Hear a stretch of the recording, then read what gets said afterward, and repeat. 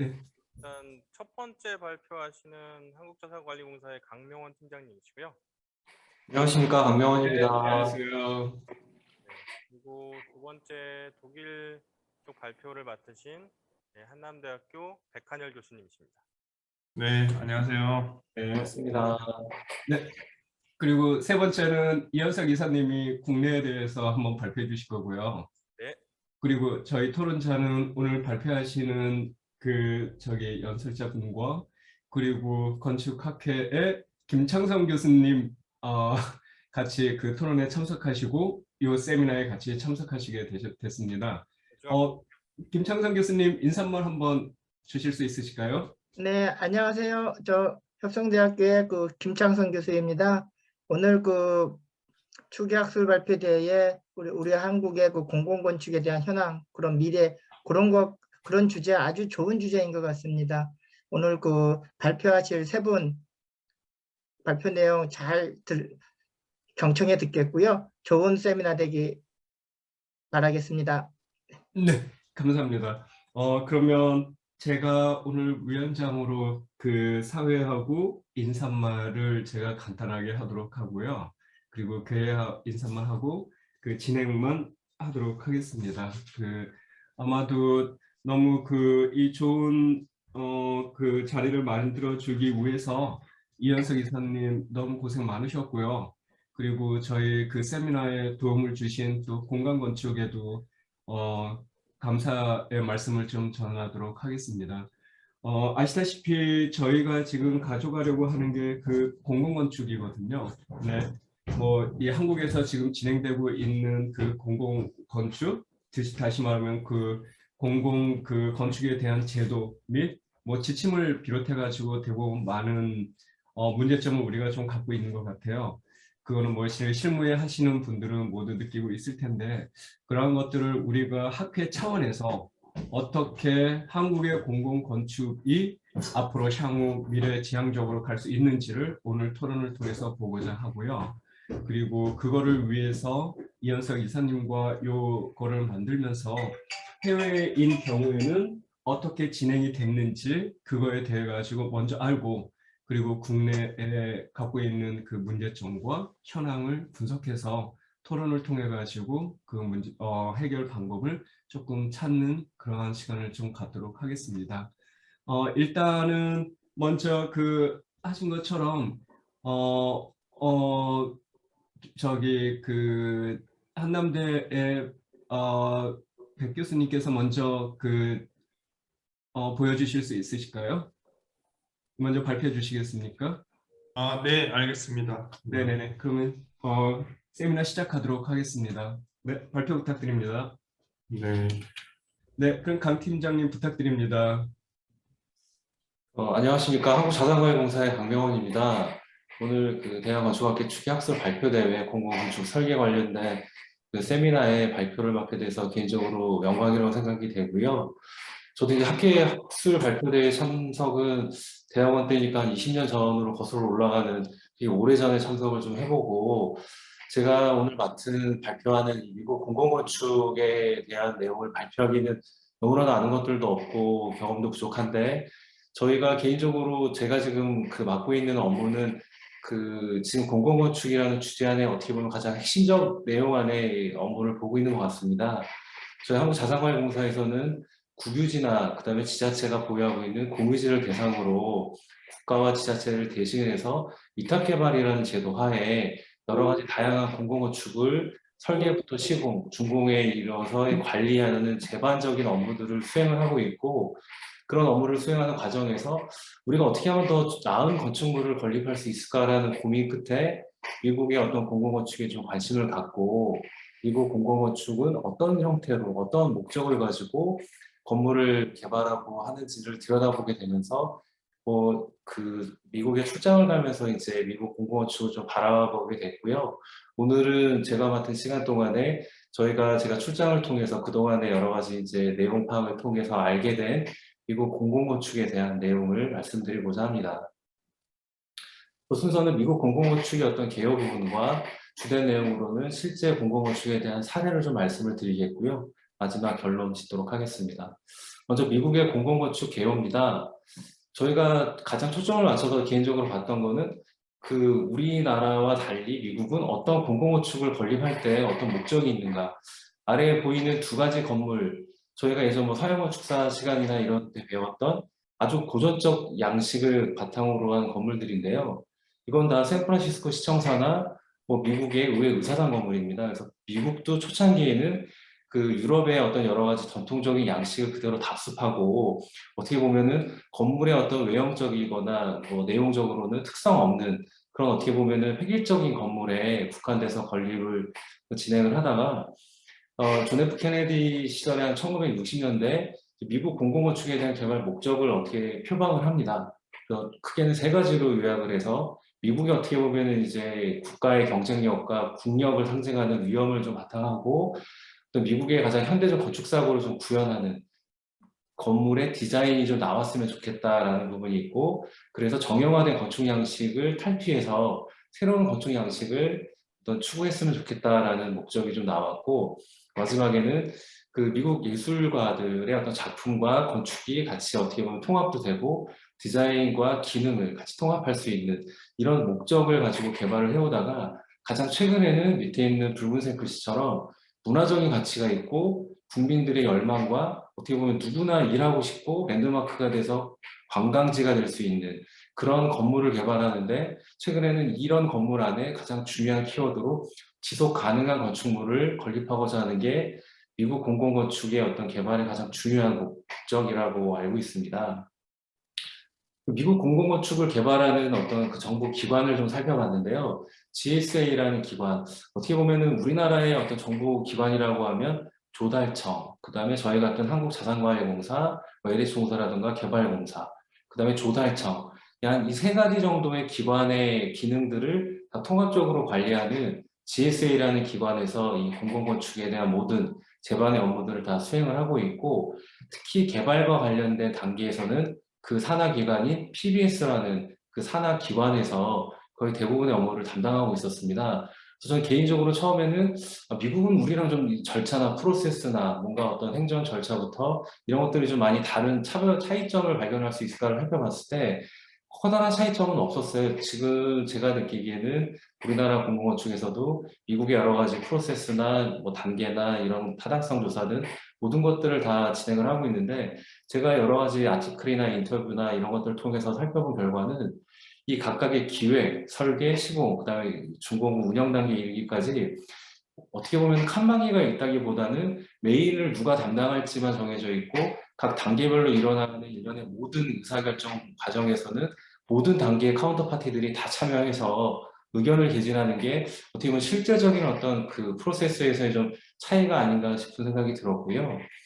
붉은색으로 밑에 뭐 디자인 엑설런스 프로그램이라던가 컨스트럭션 엑설런스에서 엑설런스라는 단어에서 보면 설계 단계에서 엑설런스 프로그램을 운영하는 부분들은 기존의 이런 정부 기관에서 공공건축을 개발을 할 때 민간 건축가들이나 민간 전문가들을 어떻게 하면 참여시킬지 그래서 더 활성화시키고 촉진하기 위해서 그런 프로그램들을 만들었고 일예로는 설계사를 선정할 때 청사를 건립하면 이 청사의 컨셉은 무엇인지 이런 것들을 토론하고 평가하기 위한 그런 일련의 과정이라던가 그래서 이런 엑설런스 프로그램에서 민간 전문가들을 활용하기 위해서 미국에서는 국가 건축사 사무소라는 어떻게 보면 OCA라는 어떤 별도의 조직을 만들어서 선정 과정의 역할과 운영하는 그런 부분들을 담당하고 있는 것들을 좀 찾아볼 수 있었습니다.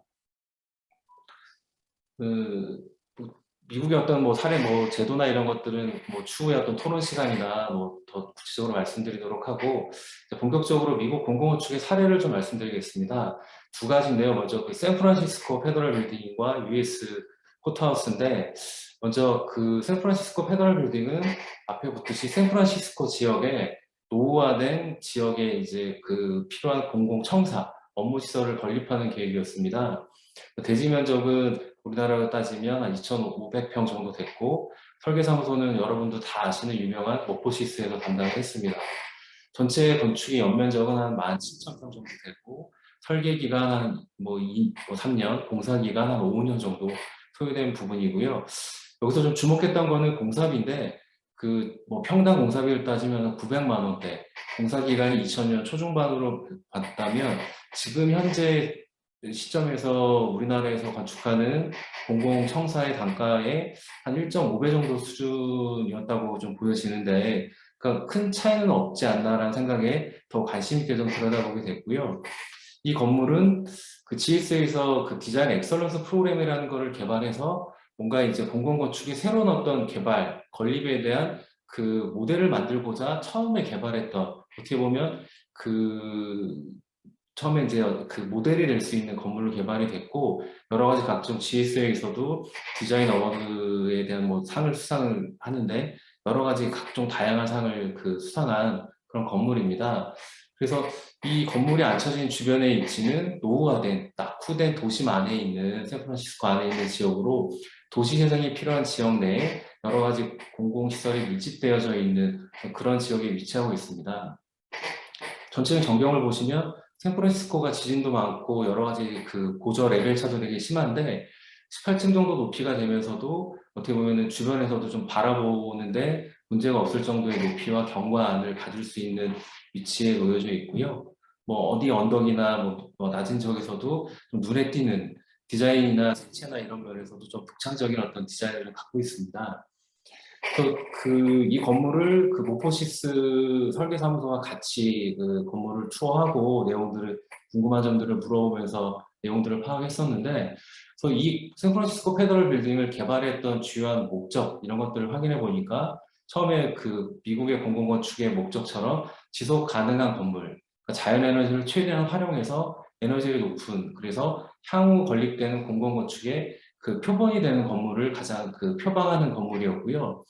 여기서 주목했던, 저희랑 좀 달랐던 부분이 뒤에도 설명드리겠지만, 여기서 일하는 근로자의 건강과 생산성, 창의력을 향상시킬 수 있는 사무 공간을 어떻게 하면 만들 수 있을까라는 거에 좀 초점을 맞췄고, 지역세와 연계된 부분과 컨텍스트, 뭐 사회적 가치 창출, 뭐 저희 늘 하는 이야기 내용들도 전체적인 건물의 목적에 들어가 있었습니다. 그 말씀드렸던 목적에 부합한 설계와 개발이 되기 위해서, 도시 컨텍스트와 랜드마크가 되기 위해서 이 전체적인 이 18층짜리 높이의 건물 외에 약간 포디움처럼 저층 부분에 나온 건물까지 이제 같은 건물인데요. 주변의 공공시설 높이와 주변에 이제 포디움 정도의 높이들을 다 맞추고 전체적으로 이제 필요한 시설들을 건립을 하는데, 이 인면을 어떤 식으로 디자인해낸 컨셉을 물어봤더니 미국 지도를 형상화했다고 하더라고요. 그래서 어떻게 하든 공공건축에 대한 모티브나 어떤 디자인적에 대한 컨셉들을 어떻게든 이렇게 좀 차용해서 진행했던 것들을 좀 알 수 있었고요. 이 지역사회와 연계하고 사회적 가치를 표방하는 부분에 있어서는 이 대로변에 이 카페테리아가 놓인 위치가 가장 모퉁이의 가장 요지라고 할 수 있는 그 부분에 아무 지나다니는 지역 주민들도 와서 마실 수 있는 카페테리아를 만들고 쉴 수 있는 휴게 공간의 광장을 조성하고, 말씀드렸던 포디움 정도의 다목적 회의실을 구성해서 이 회의실에서는 그 청사 목적에 활용되지 않는 시간들을 이용해서 신청하는 주민들한테 개방하는 시설이고, 또 어린이집도 그 포함이 됐었는데요. 사진으로 좀 설명을 드리면, 위에서 보는데 이 아래쪽에 있는 부분이 카페테리아 부분으로 앉아서 이제 커피를 마실 수도 있고 광장에서 휴게할 수 있는 부분이 있었고요. 뭐 카페테리아의 모습입니다. 어떻게 보면 좀 낡고 지저분하게 보여지긴 하지만 어느 정도 주민들이 뭐 편하게 이용할 수 있는 시설로서 활용될 수 있다는 생각이 들었고요. 이게 그 저층부 옥상을 통해서 이제 어린이집 외부 이제 공간들인데, 시설적인 특징보다도 프로그램 운영상에서 보면 저희가 보통 청사에는 직장 어린이집들도 우리나라에 있죠. 근데 여기는 직장 어린이집뿐만 아니라 지역 주민의 어린이들도 같이 포함해서, 그러니까 모든 지역 주민들과 근무자들이 어린이들을 뭐 케어할 수 있는 시설로서 운영을 하는 것들을 알 수 있었습니다. 저층부 포디움 쪽인데요. 이거 같은 경우도 말씀드린 대로 이 외부 그 지역 주민들한테 얼마든지 다목적 회의장을 그 연계해서 빌려주고 같이 공유하는, 미국은 9.11 테러 사태 이후로 각종 공공시설들에 대한 보안이 너무나 철저해서 건물을 들어갈 때마다 거의 공안 검색대 정도 수준의 보안을 통과해서 들어갈 수 있는데, 이런 부분들은 지역 주민들에게 뭐 좀 편하게 제공해 줄 수 있는 시설로 하고 있고요.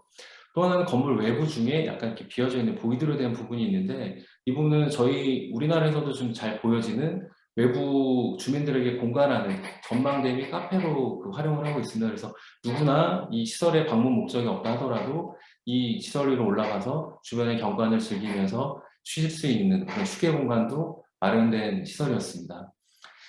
지속 가능한 건물, 자연의 에너지를 활용한 부분을 좀 말씀을 드리면 그러니까 자연 에너지를 어떻게 하면 극대화하고 활용할 수 있을지에 대한 것들을 연구하고 여러 가지 시뮬레이션을 하면서 샌프란시스코가 되게 건조하면서 되게 그 기온이 높은 어떤 그런 기후적 특성을 반영해서 자연환경을 통해서 냉방 에너지를 최대한 절감할 수 있는 부분들을 활용하려고 했는데 여러 가지 풍동 시험이나 기류 시험을 통해서 최종적으로 설계에 반영된 내용은 이 건물의 매스의 폭이 20m가 되는 게 가장 자연환기에 최적화다라는 부분을 이 전체적인 평면을 구성하는 매스를 구성하는 데 도출을 했던 걸 좀 알 수 있었습니다.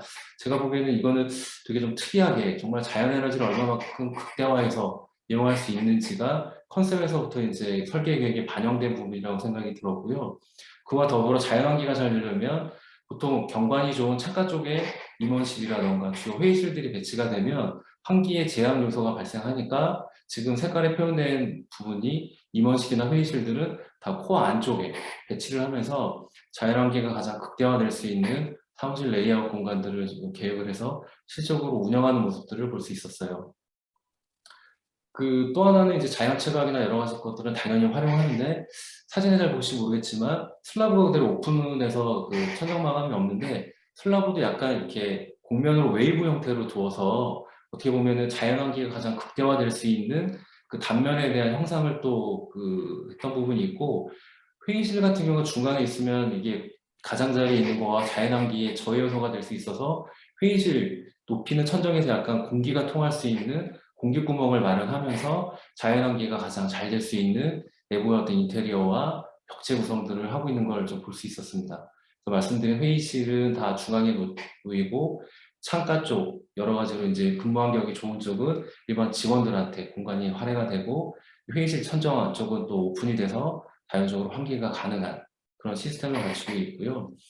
이 향에 따라서 수직 루버라던가 수평 루버, 보통 이 서양 쪽에서는 다 수직 루버를 통해서 태양의 직사 광선을 막는 차단하는 역할들을 하면서 인면의 차별화를 뒀고 남측면은 여러 가지 그날의 기후 환경이나 태양과 또 날씨에 따라서 선택적으로 차폐가 될 수 있는 약간 이중의 피성의 어떤 펀칭 메탈을 통해서 직사광선에 대한 열은 차단하고 일부 빛은 실내로 유입하는 그런 컨셉을 갖고 있었습니다.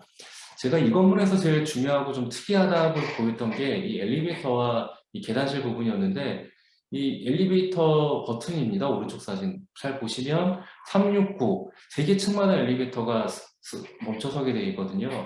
만약에 지금 근무하시는 또 일하고 계신 자주 가는 건물에 엘리베이터가 3개 층마다 쓴다고 그러면 엄청나게 불편하겠죠. 근데 이게 앞에 말씀드렸던 생산성과 창의력, 건강과 관련된 부분을 건축가가 공간을 통해서 이야기하고자 하는 부분인데요. 지금 인면으로 보시면 약간 이렇게 박스처럼 튀어나온 부분들이 3개층 단위의 계단실 창입니다.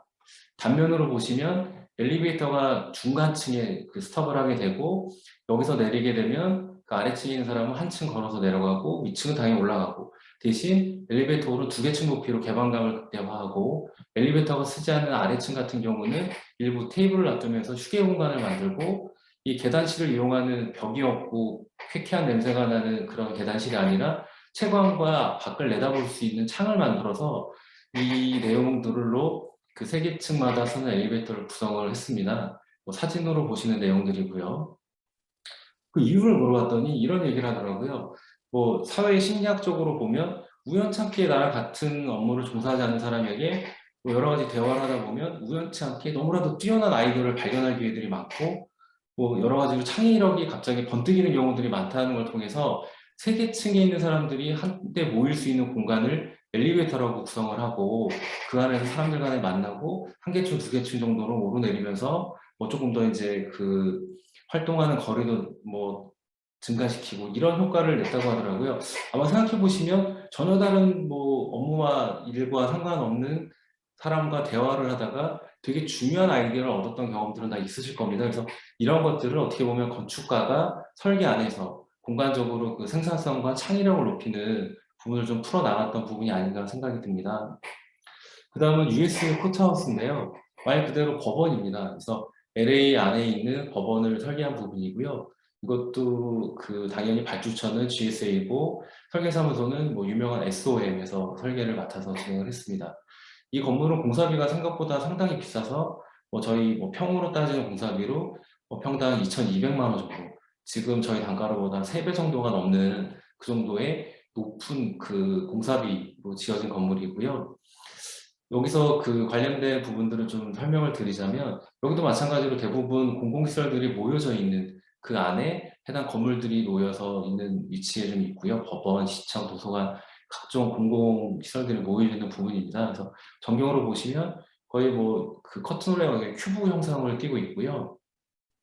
전적으로 설계 컨셉이나 목적이나 이런 것들은 좀 나중에 최종적으로 결론을 말씀드릴 텐데, 법원에서도 중요한 게 보안, 테러의 위험에 대한 방지, 그리고 지속 가능한 자연에너지를 활용한 개발에서 탄소에 대한 발생을 최소화하는 부분으로 해서, 공법적으로 보면 처음에 건립할 때는 코어나 여러 가지 구조로 지지해서 전체적으로 아래층부터 위로 올리지만, 준공되고 나면은 맨 아래층에 있는 지지되는 구조물을 해체해서 결국 캔틸레버 형태로 어떻게 보면 건물을 달아매는 구조적인 형태를 띄었던 목적 자체가 탄소를 가장 절감하고, 이 콘크리트 벽으로 인해서 여러 가지 폭탄 테러라던가 차량으로 인한 어떤 여러 가지 테러에 방지하고자, 그러니까 이런 모든 것들이 복합적인 어떤 목적을 가지고 솔루션을 만들어서 해결하는 모습들을 좀 볼 수 있었고요. 그래서 뭐 떠있는 형태의 어떤 큐브 모양으로 어떻게 보면은 그 단순하지만 뭐 그 올 커튼홀의 어떤 건물로 보여지는데, 여기서 건축의 어떤 그 태양의 어떤 에너지와 빛을 이용하는 것들을 단순하지만 명확한 부분을 볼 수 있는데, 이 대지 건물이 위치하고 있는 부분은 향으로 보면은 약간 그 남북으로 그냥 이렇게 수직으로 연결된 게 아니라 동서방향으로 45도 정도 틀어진, 그래서 주변과 어울리자고 건립을 하자고 그러면 동서방향으로 남북방향 살짝 45도 틀어진 건물이다 보면 향후로 남향의 건물을 만들기에는 여러 가지 부족한 점을 커튼홀의 차양, 그 커튼홀을 가지고 해결했던 부분이 있습니다. 이 건물은 한마디로 표현하면 태양으로 해서는 완벽하게 차단됐고, 시야로 보면 100% 시야가 개방된 건물이라고 볼 수 있는데요. 그렇게 말씀드리는 이유가 해가 동쪽에서 떠서 서쪽으로 질 때까지 이 커튼홀을 삼각형 모양으로 만들어서 햇볕을 직접적으로 받는 부분은 이 빨간색 표현처럼 다 그 반사될 수 있는 솔리드하게 만들고, 나머지 이 하늘색으로 표현된 부분으로는 창을 통해서 그 보이드에서 밖을 내다볼 수 있는 그런 형태, 어떻게 보면 단순한 형태로 기능을 풀어서 뭐 디테일을 보시면 뭐 차양이 있어서 이제 햇볕을 직사광선을 막는 부분, 또 관통시키는 부분, 이런 것들을 세부적인 그 안에 모듈들을 만들어서 건물에 대한 디자인 패턴과 기능들을 충족시키는 내용으로 풀었습니다. 그 천창 부분에 대한 것들도 태양빛을 그 가장 그 직접적으로 적극 활용하도록 여러 가지 창호라던가 이런 내용들을 활용을 했고요. 그 전체적으로 보면은 법원에서 풍겨지는 모습, 우리나라의 법원과는 많은 사뭇 다른, 너무나도 밝고 개방감도 높고 이런 부분들이 뭐 로비라던가 공용부뿐만 아니라 이게 법원의 모습인데요. 법원도 빛 선반을 통해서 직사광선들이 안쪽 깊숙이 법원 안까지 들어갈 수 있는 형태의 뭐 단면객들을 해서 실제 법원 안의 모습입니다. 그래서 이 판사가 앉는 뒤쪽으로는 창들이 있어서 햇볕들이 강하게 쏟아지는 부분들을 느낄 수 있고, 자연 어떤 채광을 통한 부분이 있고, 이쪽은 그 판사들이 지나다니는 전용 복도입니다. 그래서 여기도 태양빛이 눈이 부셔서 뜨지 못할 정도로 빛이 들어오게 만들었는데, 왜 이런 내용들을 설계를 했냐고 물어봤더니, 건축가가 의도했던 법원의 목적과 어떤 컨셉은, 법원에 들어온 사람들은 뭐 죄를 짓거나 죄에 대해서 판결을 받는데, 어떻게 보면은 뭐 내가 죄를 감명받기를 희망하는 그런 희망을 주기 위해서는 공간이 밝았으면 좋겠다. 그리고 그런 죄에 정죄하는 판사들도 정말 마지막 판결 내기 전에 이 복도를 걸어가면서 밝은 빛을 쫙 쬐고 가면 판결이 조금 더 경감해질 수 있지 않나. 뭐 이런 어떻게 보면 약간 가십거리 농담처럼 법원에 대한 어떤 여러 가지 생각, 컨셉에 대해서 건축가가 생각했던 것은 빛을 활용하되 이 빛이 사람에게 미치는 심리적인 영향 이런 것들을 생각하면서 법원에 대한 본인의 어떤 설계적인 컨셉이 건물에 적용될 수 있도록 풀었던 부분이 아닌가 생각이 듭니다. 또한 여러 가지 지속 가능성을 통해서 여러 가지 자연 에너지를 활용해서 다른 건물 대비 한 53% 정도의 에너지 사용량을 줄일 수 있는 건물이고, 여기서 끝난 게 아니라 제가 봤던 거는 설계사무소를 통해서 확인한 결과는 여러 가지 이 초기 투자비를 회수할 수 있는 기간을 통해서 자연 에너지를 활용할 수 있는 여러 가지 장치와 설비들을 보강하게 되는데, 이 그래프는 이런 의미입니다. 실제 건물을 계획해서 설계 단계, 시공하기, 준공되기 전까지의 예상되는 시뮬레이션에 대한 에너지 사용량을 보여주고 있고, 이 파란색, 하늘색으로 된 거는 실제 발생된 에너지의 양이라는 거죠. 그래서 단순히 저희가 여러 가지 인증을 받을 때 본인증까지에서의 준공된 상태가 종결이 아니라 이게 실제로 예상했던 대로 이 에너지 사용량이 이루어지고 있는지 이런 부분들까지 살펴보면서 설계에 어떤 반영하고 계획들을 하고 있는 모습들을 볼 수 있었습니다. 이거는 가변성 관련된 부분인데 중축 예정제라던가 여러 가지 이제 용도에 대한 것들까지 다 고려했던 부분이고, 제가 느꼈던 건 그래서 이 지속 가능성, 우리나라도 공공건축뿐만 아니라 모든 건축이 하고 있지만 가장 기본에 충실해서 직접적인 방법으로 그런 것들을 좀 활용하고 있다라고 생각이 들고, 이 단순한 자연에너지 활용뿐만 아니라 인문학적, 심리학적 부분에 대한 것들 이런 것까지 고려한 전체 건물에 대한 컨셉을 구성 짓는 중요한 요소로 활용되고 있다고 생각이 들었고요. 이 전체 이 차양 같은 부분도 교각에서 뜯어낸 구조물을 이용해서 설치했다고 할 정도로 자연에너지를 재활용하는 거나 이런 것들도 체계적인 어떤 계획하에 전체적인 컨셉과 어울릴 만한 재활용에 대한 것들도 설계자가 관여해서 진행하는 부분들도 있고요. 거주자의 안전과 건강에 대한 것들도 어떤 회의실이나 임원실을 안쪽에 배치한다거나 자연체감이 이루어지는 곳, 그 다음에 어떤 테러의 어떤 위험으로 또 방지하고자 하는 것들도 다 어떻게 보면은 직접적인 어떤 건강이라고 하는 막연하고 추상적인 것들을 실체화시키는 부분들이 있었던 부분이고요. 또 하나는 처음에 했던 샌프란시스코 페더럴 빌딩의 공용부 로비입니다. 벽체도 마감이 하나도 없고요, 바닥도 없고요, 천정은 그냥 이렇게 일반적인 판넬로 마감이 돼서 저희가 생각하는 공공건축의 저희가 청사의 로비와 좀 사뭇 다른 모습인데, 이 공사비와 사업비에서도 보면은 선택과 집중을 하고 있다는 모습을 좀 봤어요. 어느 부분에 공사비를 드리고 어느 부분에서는 뺄 때 빼는 이런 것들을 어느 정도 합리적인 의사결정을 통해서 하고 있는 모습이 아닌가라고 좀 느꼈습니다. 그래서 앞으로의 공공건축에 가야 될 우리나라의 부분들은 되게 많이 있겠지만, 어떻게 보면 건축주가 어떤 건물을 지을지에 대한 목적이 어떤지를 분명하게 하고 설계자들은 그걸 어떻게 구체화시킬 수 있는 다양한 의견을 제시하는 것뿐만 아니라 어떻게 보면은 사회를 변화시키거나 새로운 어떤 사람들로 하여금 영향을 줄 수 있는 건축에까지 이루어지는 게 어떻게 보면 공공건축이 가져야 될 목표고, 미국 공공건축이 가져가고 있는 어떤 지금의 발전 방향, 개발하려고 하는 방향이 아닌가라고 생각이 들었습니다. 이상으로 좀 제가 시간을 좀 오버한 것 같은데 발표를 마치도록 하겠습니다. 감사합니다. 네, 팀장님 감사합니다. 재밌었고요. 아주 디테일하게 말씀해 주셔서 아주 많은 도움이 됐습니다. 아마 오늘 강 팀장님 말씀하신 건 이따 토론 시간에 같이 한번 풀어보도록 하고요. 감사합니다. 백 교수님 이어서 발표 부탁드려도 될까요? 네, 한남대학교 건축가 백한열이라고 합니다. 저는 독일에서 한 13년 정도 작업을 하고 있고요. 지금도 현재도 독일 베를린에 제 건축 사무소가 있습니다. 그리고 작년에 이제 한국에 와서 학생들 가르치면서 독일 왔다 갔다 하고 있고요. 그래서 이번에 이제 독일 공공건축, 유럽 공공건축, 특히나 이제 독일 공공건축에 관련돼서 또 이제 건축가 역할 같이 이제 세미나를 좀 준비해달라는 연락을 받고, 저는 사실 이렇게 전문가분들만 이렇게 참여하는 소규모 세미나인지 몰라가지고요. 좀 러프하게 준비를 했었는데 질의응답에 혹시 필요한 부분이 있으면 제가 첨언을 하도록 하겠습니다. 일단은 제가 준비한 것들 간단하게 설명드리고요.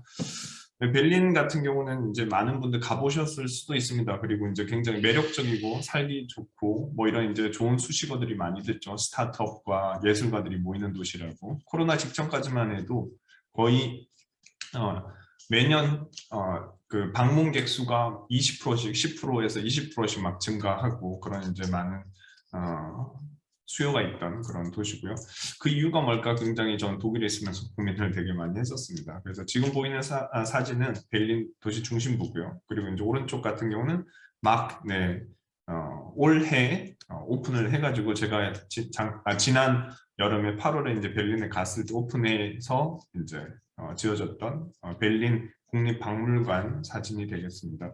그래서 사실은 베를린이라는 도시가 2차 세계대전 이후에 60% 이상 도심부가 파괴되었습니다. 그래서 제가 가끔 이제 세미나나 이런 이제 발표 때 유럽 얘기를 하면은 우리는 이제 전쟁에서 다 부서지고 새로 짧은 시간 안에 재건이 되고 혹은 개발이 돼서 그렇지 않냐, 실정이 좀 다르다라는 그런 얘기도 많이 들었었는데 베를린 같은 경우도 지금 보시는 것처럼 도심부의 60%가 건물이 완전 다 날아가고 파괴되고 그 파괴된 도시에서 2차 세계대전 이후에 지금까지 꾸준히 도시를 재건하는 과정을 거치고 있습니다.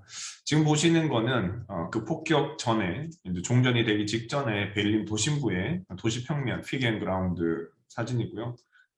정말 빽빽하게 중간에 있는 큰 도시공원 티어가르텐이라고 하는 큰 도시공원을 제외하고는 대부분이 굉장히 밀도 높은 도시로 만들어져 있었다는 것들 보실 수가 있습니다. 그리고 중간에는 또 이제 히틀러의 건축가라고 하는 알버트 슈피어가 이제 도시 게르마니아라고 하는 세계도시 개조 계획도 이제 보실 수가 있고요. 그리고 이제 비교하는 도면을 통해 가지고 빨간색들이 2차 세계대전에 파괴된 도시에서 근 40년, 50년 이상의 시간을 걸쳐 가지고 하나씩 다시 복원을 하던가 재건을 하던가 신축을 하던가 하면서 이제 도시를 새로 만들어 오고 있습니다. 그래서 지금 저희가 이제 베를린 가서 와 유럽이라고 이제 하실 수도 있겠지만 사실은 새로 지어진 건물들이 굉장히 많다라는 거 한번 말씀을 드리고요. 제가 그리고 이제 이 도시 이야기로 간단한 세미나를 준비하는 이유는 공공건축이라는 게 이 도시 스케일에서의 설정된 많은 내용들이 굉장히 중요하기 때문입니다. 그래서 단일 건축으로만은 공공건축을 파악을 할 수가 없고요. 그 전에 이제 어떤 건축이 필요한 토대가 있나라는 것을 저는 이제 중요하게 생각을 하고 그 부분을 강조하고 있습니다. 그리고 이제 독일 같은 경우는 또 1990년도 초에 이제 독일 동서동이 통일이 되면서 관련 제도, 개발, 계획 제도들이 건축법전이라고 하는 바우집이라고 하는 건축법전으로 통일화가 됐습니다. 그래서 굉장히 일방향적이고 총괄적이고 효율적으로 이제 작동을 한다라는 것들 한번 설명을 드리고 그리고 제가 또 저희 이제 공공건축과 관련돼서 중요한 것들은 여기 이제 제일 오른쪽 밑에 보시는 비법정 계획이라고 하는 도시공간 계획입니다. 그 부분에 관해서 간단히 설명을 드릴 건데요. 베를린이 통독 이후에 1993년 통독 이후에 굉장히 많은 외국의 자본들이 몰려오게 되고요. 그래서 이제 개발 행위들이 무수하게 이제 인허가들이 막 들어오기 시작하겠죠. 그래서 베를린에서는 어떻게 하면 도시를 그냥 이제 개발을 할 것인가 아니면 도시를 관리하면서 개발을 할 것인가라는 이제 질문에 봉착하게 됐고요. 그래서 근 8년에 걸쳐 가지고 플람베르크라고 하는 베를린 입체적 공간적 도시 설계를 설계안을 만들게 됩니다. 이게 한국에서 요즘도 이제 입체적 지구 단위 계획이라는 것들 얘기를 하고 있는데요. 도시 전역을 대상으로 이제 만들게 되고요. 초기에는 베를린 도시 중심부 위주로 그리고 이제 점차적으로 다른 이제 주변의 구들을 한국으로 치면 중구로 시작해가지고 뭐 남구, 북구, 동구, 서구로 이 입체적 공간적 도시 계획을 도시 설계를 진행하게 됩니다. 여기서 나타내는 거기서 이 입체적 도시 공간 계획이라는 곳에서 표현하는 것이 어떤 거냐? 일단은 첫 번째 보시는 것처럼 허가 완료된 건축물, 검토 중인 건축물이라는 것들. 검토가 아니고 이제 공사 중인 건축물입니다. 번역이 잘못됐고요. 허가가 완료됐거나 공사 중이기 때문에 곧 이렇게 될 거다라는 것들이 빨간색으로 표시가 되고요. 그리고 이제 새로운 개발지에 대한 큰 영역이 또 표시가 됩니다. 그리고 이제 새로운 개발지가 설정이 되면 제일 오른쪽에 보는 것처럼 또 건축 스터디, 매스 스터디나 면적이나 밀도나 프로그램들을 테스트하는 과정이 있습니다. 그런 부분들도 중간중간에 업데이트가 되고요. 그리고 이게 이제 도시 계획하고 그럼 차이가 뭐냐라는 질문을 하시게 될 건데요. 이 부분이 2D 도면으로 존재하는 것이 아니고 3차원적으로 입체적으로 모형으로 제시가 됩니다. 그래서 베를린 도시건축청이라고 해야 되겠죠. 제일 상위 기관의 로비에 가 보면은 이렇게 큰 도시 모형이 만들어져 있고요. 이건 벨린 이제 도심부 중구, 예를 들면 한국말로 이제 중구에 대한 범위고요. 그리고 이제 양옆으로 도시 전체에 대한 모형도 같이 가지고 있습니다. 그래서 도면에서 설명하는 허가 중이거나 허가 됐거나 혹은 이제 공사를 시작한 부분도 매스로 들어가게 되고요. 당연히 기존 건축물도 들어가게 되고요. 그리고 공사가 막 완료되거나 혹은 공사 예정인, 계획 수립 중인 그런 것들이 구분되어서 표현되게 됩니다. 구체적으로 보시면 왼쪽과 같이 건축물이 매스 단위가 아니고 디테일한 건축적 요소가 같이 표현된 부분은 완공이 막 된 건축물이 될 것이고요. 그리고 중간에 테스트 중인 것들은 매스로 표현하게 됩니다. 그리고 건축과 더불어 중요한 것들이 건축 외부 공간, 도시의 외부 공간을 어떻게 설정할 거냐, 그게 광장이냐, 공원이냐, 나무가 어떻게 심겨져야 되는 것들을 입체적 공간적 도시 설계라고 하는 플란 배역을 통해서 제시를 하게 됩니다.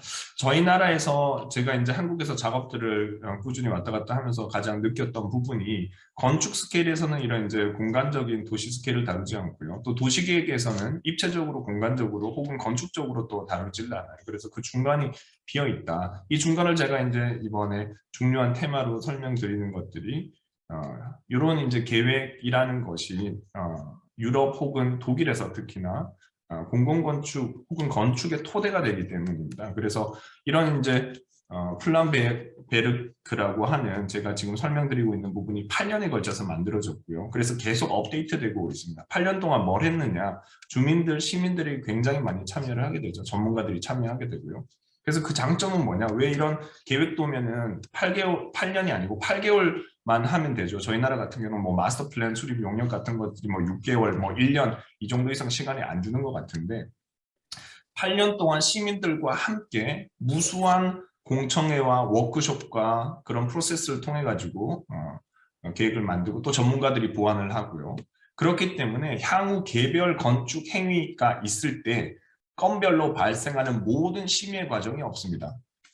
도시 설계를 통해 가지고 입체적 공간적 설계를 통해 가지고 만들어진 내용들이 지구 단위 계획으로 상세하게 수립이 되기 때문에 그 지구 단위 계획을 따라서 건축 설계를 하게 될 경우에 각종 인허가 시에 필요한 각종 심의 과정이 줄어들게 되고요. 그리고 이제 뭐 민원 발생이라든가 많은 사회적 비용들이 전체적인 측면에서 절약되게 됩니다. 그래서 그 장기적으로 봤을 때 굉장히 긍정적인 계획의 큰 틀이라고 설명을 드릴 수가 있고요. 그래서 이 부분이 아직도 저희도 이제 많은 전문가분들이 계시지만 좀 한국에서 많이 보완돼야 되는 부분이라고 저는 설명을 드립니다. 그리고 이제 공모전에 관해서 제가 또 설명을 좀 드릴 텐데요. 독일 같은 경우는 뭐 1980년도부터 해서 이제 공모 지침 가이드라인이라고 하는 것들이 만들어져서 전문적으로 공공건축이 관리되고 있고요. 그래서 2013년도에는 또 이제 그런 각 연방에 나눠져 있던 여러 가지 독일은 이제 연방제 국가이기 때문에 건축법이 이제 각각 조금씩 다른 부분이 있습니다. 그래서 그런 것들을 다 한 곳에 모아가지고 독일 환경, 자연보호, 건축 청이라고 해야 되겠죠. 가장 큰 상급 독일 연방의 상급 기관에서 독일 설계 공모 가이드라인을 만들게 됩니다. 이 가이드라인은 제가 알기로 2021년에 다시 한번 업데이트가 된 걸로 알고 있고요. 그 내용은 옆에 보시는 것처럼 참가자에 대한 동등한 대우, 그리고 구체적이고 명확한 가업 내용을 제시할 것, 그리고 가업 수행에 따른 적절한 보상, 그리고 심사위원에 대한 전문 자격, 그리고 제출의 익명성, 그리고 계약 내용을 보장한다라는 것들을 원칙으로 하고 있습니다. 공공건축 설계 공모를 통해 가지고 진행되는 전체 프로세스가 이 과정을 꼭 지키도록 되어 있고요. 그래서 좀 더 투명하고 공정한 절차를 통해 가지고 최선의 설계안을 선정을 하고 뽑는 것을 목표로 하고 있습니다. 그런 이제 공모전 틀 속에서 저희 또 이제 한국에 제가 어떤 부분이 좀 한국과 다를까, 어떤 부분이 또 도움이 될까라는 것을 고민을 하다 보니까 설계 공모의 방식이라는 것이, 형식이라는 것이 굉장히 다양하다라는 것들을 알 수가 있습니다. 이 부분이 다 이제 RPW 2013이라는 곳에 다 이제 지정이 돼 있고요. 발주처가 발주처가 어떤 것을 이제 프로젝트에 맞게 어떤 형식을 사용할지 결정을 하게 되면 됩니다. 한국 같은 경우는 뭐 그냥 모든 건축사를 대상으로 하는 공개 공모가 있을 거고요. 혹은 초청 공모 정도가 있을 것 같습니다. 혹은 이제 조달청을 통해 가지고 입찰을 하는 제한 공모가 있을 수 있겠죠. 독일 같은 경우는 이 프로세스가 어떻게 진행되냐, 첫 번째 제가 적어놓은 실험 및 아이디어 공모라고 하는 것이 있고요. 요것은 이제 학생 아이디어 공모나 아니면 시민을 대상하는 아이디어 공모는 아닙니다. 전문가를 건축사를 대상으로 하는 공모고요. 그래서 실험 및 아이디어 공모에서는 건축계획과 마스터 플랜의 안을 받기 위한 공모고요. 그래서 설계 전문가를 대상으로 한다. 이 말은 이제 프로젝트의 크기에 따라서 건축사 혹은 이제 도시계획사가 같이 붙을 수도 있을 것 같고요. 그리고 이제 참가자, 요 실험 및 아이디어 공모가 참가자를 어떻게 제한하느냐에 따라서 중간에 보이는 것처럼 공개 공모 형식을 취할 수도 있고 비공개 제한 공모를 뛸 수도 있습니다. 공개 공모라고 하는 것은 저희가 이제 나라장터나 아니면 지자체에서 나오는 대부분의 모든 건축사라는 자격만 있으면 아무나 들어갈 수 있는 이제 공개 공모가 될 것이고요. 독일에서는 이제 특정하게 폭넓게 아이디어를 많이 받겠다. 그리고 이 프로젝트를 관심 있게 광고를 하겠다 하는 부분에서 이제 공개 공모를 오픈 컴페티션을 취하고요. 대부분의 것은 두 번째 있는 비공개 제한 공모를 통해서 진행을 하게 됩니다. 독일에서 가장 많이 사용되고 있고요. 독일 같은 경우에 제가 이제 숫자로는 지금 정확하게 기억이 안 나는데 독일이 이제 공모전을 통해서 공공건축을 제일 많이 짓는 유럽 국가 중에서도 거의 프랑스와 독일 두 나라가 공모를 통해서 이제 공공건물을 짓는 비중이 가장 크다고 알고 있습니다. 비공개 제한 공모는 당연히 자격 요건을 만족해야 되고요. 그 자격 요건이라고 하는 것은 건축사 자격증이죠. 첫 번째는. 그리고 포트폴리오가 되겠습니다. 그래서 이제 발주처에서 비공개 제한 공모를 내게 될 경우에 많은 건축사들이 관련 유사 포트폴리오로 먼저 지원하는 과정을 거칩니다. 거기서 이제 사전 평가를 하게 되고요. 그래서 프로젝트 규모에 따라서 뭐 10팀이든 20팀이든 선발하고 초청을 하게 되죠. 그런 부분은 저희도 이제 뭐 초청 공모라는 게 있습니다. 명망 있는 건축가들을 심사위원분들께서 혹은 이제 공모 운영위원회에서 추천을 해서 이제 하는 경우가 있는데 그거보다 훨씬 더 오픈돼 있다라는 형식이라고 보시면 되고요. 그리고 중요한 것은 젊은 건축가랑 지역 건축가를 배려한다라는 겁니다. 그래서 10팀을 뽑겠다, 20팀을 뽑겠다 초청을 한다는 거죠. 그럴 경우에 젊은 건축가를 3분의 1 정도 비중을 배려하겠다. 그리고 지역 건축가를 3분의 1 정도 하겠다. 그렇기 때문에 너무 그 대규모 사무실 위주로 참여를 하고 당연히 큰 프로젝트는 큰 사무소가 가져가는 형태가 줄어들게 되고요. 그리고 이제 비공개 제한 공모는 초청의 형태를 띠기 때문에 공모 결과물을 제출할 경우에 보상금, 시상과는 별도로 보상금이 또 지급되게 됩니다. 그래서 제가 이제 사무실을 운영하면서도 정말 보잘것없이 직원들 몇 명 데리고 이제 베를린에서 작업을 하면서도 사무실을 운영할 수 있었던 게 비공개 제한 공모에 선발이 될 경우에 작업비가 나오기 때문에 설계를 하고 나서도 최소한의 비용을 보상받을 수 있었던 거죠. 그래서 젊은 건축가도 그 열정이 있으면, 실력이 있으면 언제든지 공모전에 도전할 수 있는 큰 리스크를 지지 않고 도전할 수 있는 기회가 주어지게 되고요. 그리고 또 이제 당선자 같은 경우는 또 이제 실시설계 우선 협상권을 가진다. 이런 부분도 좀 이따 다시 조금 더 설명을 드리겠습니다. 그리고 이제 이 공개 공모 혹은 비공개 제한 공모라는 것들이 1단계 공모나 2단계 공모로 진행이 될 수가 있고요. 한국에서도 1단계, 2단계 이렇게 계획을 하긴 하는데 1단계 공모로 진행될 때는 그냥 간단하게 프로젝트를 끝내는 경우가 이제 대부분이고 2단계 공모 같은 경우는 이제 건축 그 과업이 좀 복잡하거나 아니면은 건축 설계뿐만이 아니라 엔지니어링 파트들이 같이 협력을 해야 된다거나 하는 경우에 1단계에서는 건축 아이디어 위주로 평가를 해서 적정수를 참가자를 뭐 10팀 이런 식으로 선발을 하게 되고요. 그다음 2단계에 가서는 2단계에서 그 설계안을 현실화시킬 수 있는 구체적인 엔지니어링 팀과 파트너들을 또 추가로 참여할 수 있게 해서 진행을 하게 됩니다. 그래서 이제 이런 1단계, 2단계 공모를 또 선택적으로 조합해서 쓸 수 있다라는 것들 설명을 드립니다. 그리고 제가 파란색으로 해놓은 거는 협력 진행 공모고요. 이게 어떤 거냐면 발주처가 과업을 예산도 있고요. 우리가 이제 공공건축 시청을 하나 지어야 되는데 라고 했을 때 구체적인 내용이 없는 경우죠. 그럴 경우에 이제 진행하는 거고요. 이런 프로젝트 같은 경우는 좀 더 자유롭게 형식을 공모 운영 형식을 지정을 할 수도 있고요. 그래서 뭐 주민 참여 워크숍도 공모 진행 기간 중에 넣을 수도 있고요. 그리고 이제 다양한 젊은 건축가뿐만이 아니라 다양한 형태의 협력을 지원을 하는, 그리고 이제 지향을 하는 형태입니다. 이게 다른 게 뭐냐면 이제 저희도 이제 저희 나라에서도 이제 공공건축 전에 기획설계라는 프로세스를 도입을 해서 공공건축물의 사전 검토가 이루어지게 되죠. 근데 그 전에 이제 그런 것도 없이, 혹은 기획설계가 진행되더라도 그 내용이 굉장히 부실해서 공모를 진행하고, 혹은 공모를 진행하고 당선이 되더라도 그 내용이 발주처의 요구에 따라서 엄청나게 바뀌게 됩니다. 그런 과정들을 이런 협력 공모라는 하나의 더 추가적인 공모를 통해서 나중에 또 벌어지는 추가 업무에 관련된 그런 비용들을, 시간과 에너지와 돈들을 다 줄일 수 있는 부분이고요. 그래서 좀 더 구체적인 그리고 세부적인 형태로 공모를 운영한다, 이렇게 설명을 드리겠습니다.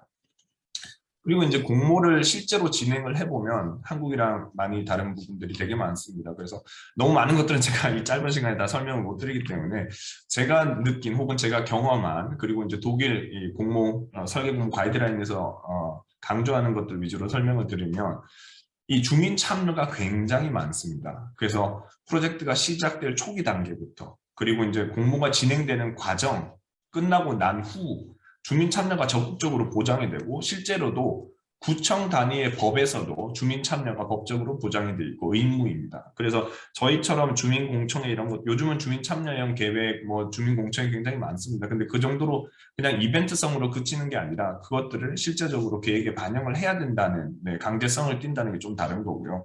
첫 번째, 공개 사전 설명이라고 제가 이제 요 그림을 넣은 게, 저희가 이제 참여했던 하나 프로젝트에서 초청 이제 제안 공모를 통해 가지고 설계안을 다 냈고요. 그리고 이제 심사 전날 발주처에서 주민들을 상대로 공개 설명회를 진행을 했습니다. 심사 당일 전날이요. 그래서 이제 시민들이 모여가지고 각자의 의견들을 포스트잇으로 이렇게 각 안별로 제시를 하게 되고요. 이 내용을 정리를 해서 심사 당일날 또 심사위원들한테 전달을 하게 됩니다. 그러니까 제가 이제 하나의 주민 참여 예를 드는 건데요. 그래서 이제 주민들이 원하는 것들을 어느 정도는 반영하도록 심사할 때 중요한 것들을 고려해서 심사위원들에게 개인적인 자의적인 판단이 아니라 좀 더 전체적인 시민의 합의를 이룰 수 있는 방향을 좀 더 추구를 한다라는 것들 설명을 드리고요. 그리고 심사위원회 구성도 정말 다른 부분이 있습니다. 저희도 요즘 문제가 많죠. 대한건축학회도 마찬가지고 이제 건축사협회에서도 고민들이 되게 많습니다. 어떻게 공모를 좀 개선을 해야 되는지. 일단은 슈투트가르트도 저희가 참여했던 것 중에 기숙사 설계 공모인데요. 이 연면적이, 이제 건물의 연면적이 한 11,000 정도였습니다. 일반 건축물이죠. 대단히 크거나 뭐 그런 특별한 건축물이 아니다라는 거.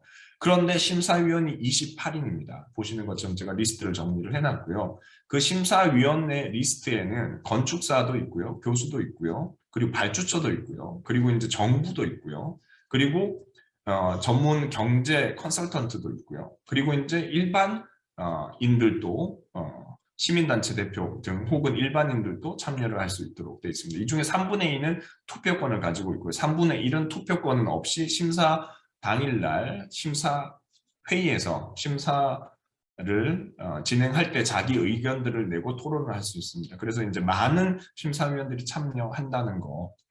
그래서 사실은 이제 뭐 너무 많은 심사위원들이 있기 때문에 첫 번째로는 다양한 분야에서의 설계안 검토가 가능하다라는 거. 그리고 두 번째로는 이제 저희도 이제 방지를 하고자 노력은 하지만 좀 더 이제 공정한 심사가 되겠죠. 심사위원들이 너무 많기 때문에 개별적으로 심사위원들을 접촉을 해서 설득을 한다는 것은 원칙 뭐 가능하겠지만 일반적으로는 거의 불가능하다라는 것들도, 심사위원 숫자를 늘리는 것도 굉장히 중요한 공정성을 담보하는 방식 중에 하나라고 생각합니다. 그리고 이제 거의 이제 마지막인데요. 공모전에 관련된 설명 중에 또 이제 계약 협상에 관련해서 당선했을 경우에 그 계약을 어떻게 할 거냐라는 걸 사전 공개를 합니다. 그래서 슈투트가르트 기숙사 공모전 같은 경우에서는 나중에 당선이 되더라도 설계 공모 결과를 50% 반영하고, 그리고 설계 공모 심사위원회를 이제 거치고 나면은 부족한 부분들이 또 있겠죠. 그래서 추가 작업을 해서 이제 수정 사항들을, 보완 사항들을 작업을 하고 나서 또 그 결과의 내용들 15% 정도, 이게 다 이제 정성적인 계획안에 대한 내용이 될 거고요.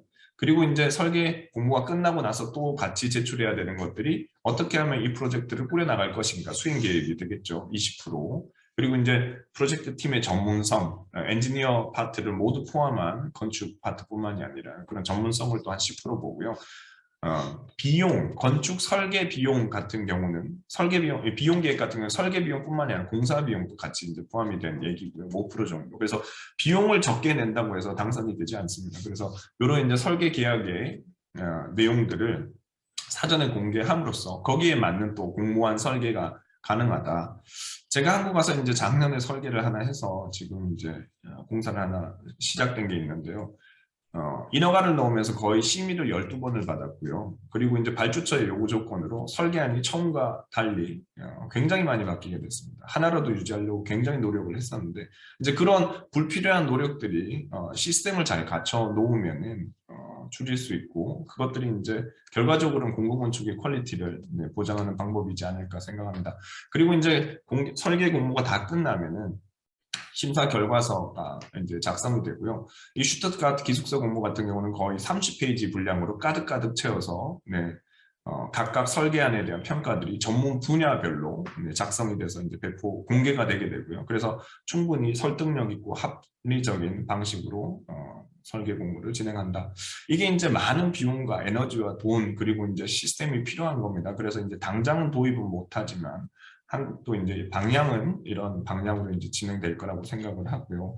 그러면 이제 요런 이제 제가 설명드렸던 입체적 공간적 도시 설계라는 거에서 건축이 어떻게 이제 실제화되냐라는 것들 간단하게 하나의 예로 제가 설명을 드리고 마치겠습니다. 요거는 이제 베를린 중앙역 바로 뒤편에 있는, 중앙에 있는 요 이제 중앙 밑쪽에 있는 큰 건물 메스 덩어리가 이제 중앙역 게르칸이 GMP가 이제 설계한 베를린 중앙역이 되고요. 그리고 통독 이후에 오랫동안 그 뒤쪽에 부지가 산업 항구로 사용되다가 비어 있었습니다. 그리고 이제 베를린이 발전되다 보니까 이 내륙 항구 지역을 어떻게 개발할 거냐라는 것들을 고민을 하기 시작했고요. 그래서 뭐 주민 아이디어 회의 같은 것들을 다 거치고 최종적으로는 국제 공모를 통해 가지고 아스톡이라는 회사의 도시 설계 마스터 플랜을 선정하게 됩니다. 이 부분들을 이제 독일에서는 건축사의 업무 영역으로 들어가 있거든요. 그래서 도시 설계를 공간적으로 하는 것은 건축사, 그리고 이제 그 공간적으로 설계를 해놓은 마스터 플랜을 법적 도면으로 옮기는 작업들을 도시계획사가 하게 됩니다. 그래서 건축가의 업무 영역이 더 확장되어 있다라고 보시면 될 것 같고요. 그래서 마스터 플랜을 이제 왼쪽과 같이 국제 공모를 통해서 수립을 하게 되고, 그 내용들이 오른쪽 그림과 같이 같은 형태로 도시계획으로 만들어지게 됩니다. 여기서는 이제 뭐 용도만 설정하는 것들이 아니라 기본적인 가로의 공간의 물리적인 형태가 이제 나오게 되죠. 그리고 이런 것들이 1대1로 또 건축으로 바로 넘어가지가 않습니다. 그래서 지구 단위 계획이라는 것이 굉장히 중요하고요. 그 지구 단위 계획이 제가 텍스트 부분 20페이지 정도 되는 텍스트 부분을 이제 빼고 이제 가장 중요한 페이지만 가지고 온 거고요. 이 페이지에는 건축에 대한 구체적인 행위가 제한이 됩니다. 그래서 뭐 건축물의 매스라든가 건축물의 재료라든가 건축물의 에너지 친환경적인 요소라든가 많은 부분들이 이 지구 단위 계획을 통해 가지고 제한이 되고 있고요. 그렇기 때문에 나중에 인허가 낼 때 건축 법규에 따라서 설계만 적정하게 할 경우에 심의가 다 줄어드는 거죠. 구체적으로 보시면 더 이제 저희 나라에서 이제 사용되는 지구 단위 계획보다 더 많은 선들이 있는 것을 보실 수 있고요. 더 많은 선이라는 것은 더 많은 내용들이 제한이 된다라는 것들. 그리고 이제 이게 이제 오랜 주제였던 것 같아요. 제가 이제 독일 가기 한 15년 전, 뭐 그때 한 20년 전에 이제 이 건축 공부를 시작했을 때 이게 도시 설계를 하는 거, 도시 설계에서 하면은 그럼 건축가는 뭐 하냐, 이런 많은 제약들이 어떡하냐. 근데 유럽을 가보니까 이게 이제 건축가의 업무더라고요. 그래서 단일 건물을 설계하는 게 아니라 건축물의 전체적인 틀을, 도시의 틀을 만들고 또 외부 공간을 같이 설계하는 게 건축가의 업무로 되어 있습니다. 그래서 지금 보시면 이 파란 선들을 보실 수가 있는데요. 이 위쪽에 있는 이 파란 선들을 보시면 건축 매스가 이렇게 다 꺾여져 있는 것들 여러분 보실 수가 있고요. 그것들이 실제 건축에서 이렇게 반영이 됩니다. 그래서 뭐 2층 부분이 있을 수도 있고요. 그리고 이제 고층 부분이 있을 수도 있고요. 아케이드 부분이 보시는 것처럼 2.7m 정도의 아케이드가 있는 것도 있고, 이런 이제 건축 디자인 요소들이 지구 단위 계획 수립할 때 이미 테스트가 돼서 법적으로 지정이 되어 있습니다. 그래서 이게 한국이나 뭐 미국이나 다른 국가에서 사용되는 것만큼 너무 이제 지구 단위 계획이나 건축이 사용되는 것만큼 비교했을 때는 너무 공공에서 통제가 심하지 않느냐라고 충분히 비판이 가능하고요. 근데 이제 독일에서는, 특히 유럽에서는, 그리고 특히나 독일에서는 이런 공공 통제를 가지고 도시를 관리한다는 측면이 더 강합니다. 그래서 건축도 관리를 하고 도시 외부 공간도 그에 따라서 관리가 될 수 있죠. 그렇기 때문에 건물 앞에 주차장으로 도배되는 공간들은 독일이나 유럽을 가보시면 없는 이유 중에 하나도 그런 이제 건축선들이 건축 한계선이 아니라 건축 지정선으로 지구 단위 계획에서, 그리고 건축 지정선이 2차원적인 게 아니라 지금 보시는 것처럼 3차원적으로 어디가 셋백이 되고 어디가 아케이드가 되는지 그런 것까지 이제 같이 테스트가 됩니다. 그 과정을 이제 건축가의 업무로 저는 설명을 드립니다. 그래서 마지막으로 이제 정리를 하자면, 제가 이제 뭐 경험이 그렇게 많지는 않지만 독일과 한국에서 이제 건축을 하고 있는 사람으로서 두 가지 측면을 좀 이제 건축에서 영역을 확장시키고 더 이제 고민을 하고 업무 영역에 포함을 시켜야 된다는 게, 입체적으로 공간적으로 조금은 도시 스케일에서 다루는 형태, 다루는 방식들을 좀 더 이제 관심을 가져야 된다고 생각을 하고요. 도시계획이나 도시공학에서 하는 부분은 아직 도시 공간의 공공건축 퀄리티를 만드는 데 부족하다고 생각합니다. 그리고 두 번째로는 공모를 조금은 더 투명하고 열린 방향으로 전문적으로 진행시킬 필요가 있다. 그게 전체적인 공공건축의, 그리고 이제 도시의 이제 모든 건축의 퀄리티를 높이는 방안이지 않을까, 이렇게 설명드리겠습니다. 감사합니다. 네, 백 교수님 감사합니다. 지금 말씀 들어보면은 한국도 여전히 비슷한 시스템을 공모를 갖고 있는 거는 틀림없는데, 그것을 수행하는 과정과 그리고 내용이 분명히 차이점이 있네요. 이따가 같이 토론하면서 한번 짚어보도록 하고요. 네, 이현석 이사님 발표 부탁드립니다. 조금만 줄여주실 수 있으시면 조금만 시간을 좀만 줄여주세요. 네, 발표 네, 알겠습니다. 부탁드립니다. 네, 그럼 시작하도록 하겠습니다. 일단 제목이 한국 공공건축의 현실과 문제점이라고 아마 저희 그 발표 자료에는 나와 있을 텐데, 제가 문제점이라는 단어보다는 제가 지금 현업에서 한 20년 가까이 있으면서 생각했었던 제안 사항들을 마지막에 말씀드리는 것으로 오늘 발표를 진행할까 합니다. 제가 오늘 발표를 위해서 레퍼런스로 삼았었던 것들은 서울시정개발연구원 도시공간개선단, 건축도시공간연구소의 두 개의 문헌들을 참고해서 오늘 발표 자료를 작성해 봤습니다. 다음. 그 순서로는 일단 첫 번째 저희 국내 공공건축의 현황, 그리고 두 번째는 개선사항, 세 번째는 개선사항에 따른 제안사항으로서 세 개의 크게 세 가지 단락으로 나눠서 말씀을 드릴까 합니다. 첫 번째 공공건축의 현황에 대해서 먼저 말씀드리겠습니다. 저희 한국의 공공건축 관련 제도는 2000년대 이후에 발주의 활성화라든가 이런 것들에 초점이 맞춰져 있었었고, 제가 이제 처음 현업에서 업무를 시작하면서 느꼈었던 것들이 BTL이라든가 턴키제도 그 대규모 공공건축 사업이 굉장히 붐을 타고, 그래서 대형 시공사라든가 그리고 설계사무소들도 당시에 굉장히 큰 규모를 가지고 있었던 설계사무소들이 부상하면서 소규모 설계사무소들의 수가 격감하고 그런 반작용들이 있었던 것 같습니다. 국가 정책도 80년대 부실공사라든가 이런 걸 방지하기 위해서 국제화, 글로벌화, 고품격화 이런 것들을 슬로건을 걸고 진행을 했었던 걸로 알고 있고요.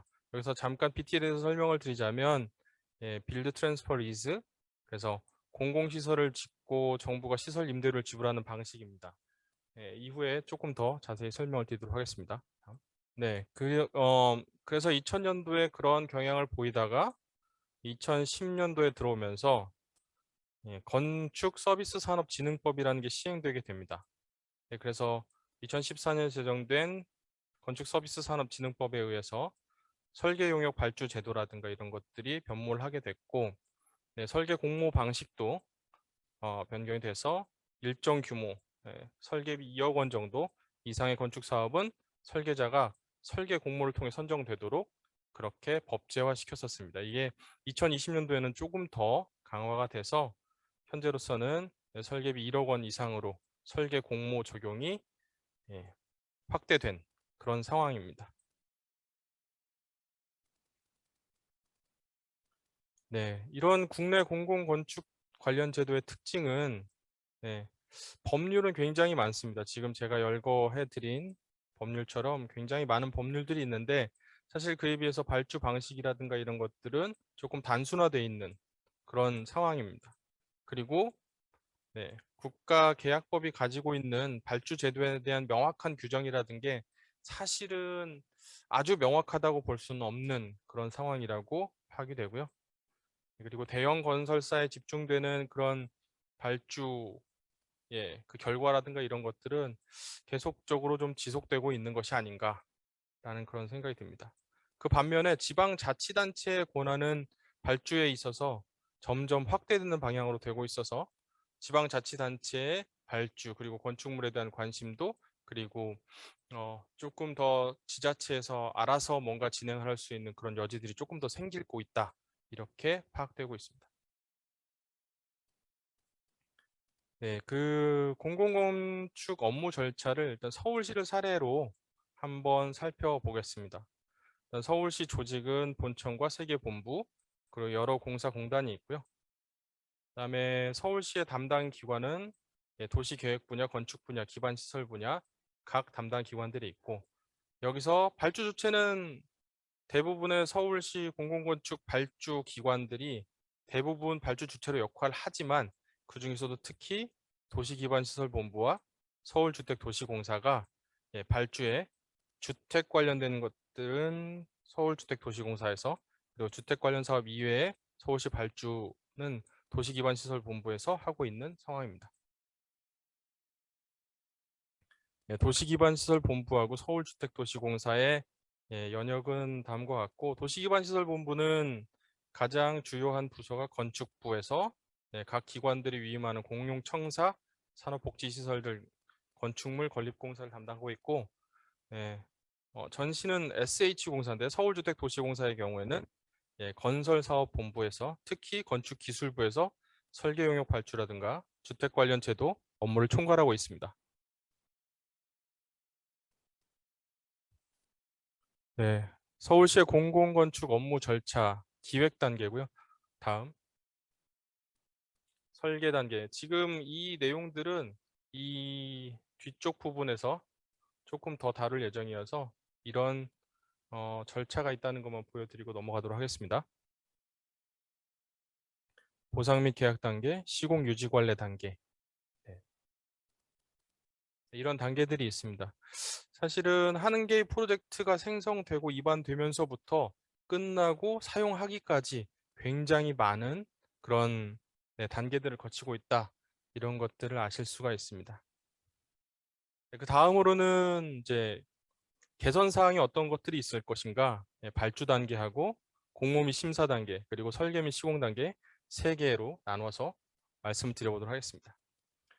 앞서 보여드렸던 서울시의 공공건축 절차인데 그중에서 기획 단계입니다. 기획 단계에서 가장 중요하다고 생각되는 것은 사업계획부서에 의한 사업계획 수립, 그리고 투자심사, 예산 편성, 공사 수행 방식 결정, 입찰 방법의 결정이 되겠습니다. 그리고 사업 시행 방침 결정 이런 것들이 있을 수 있겠습니다.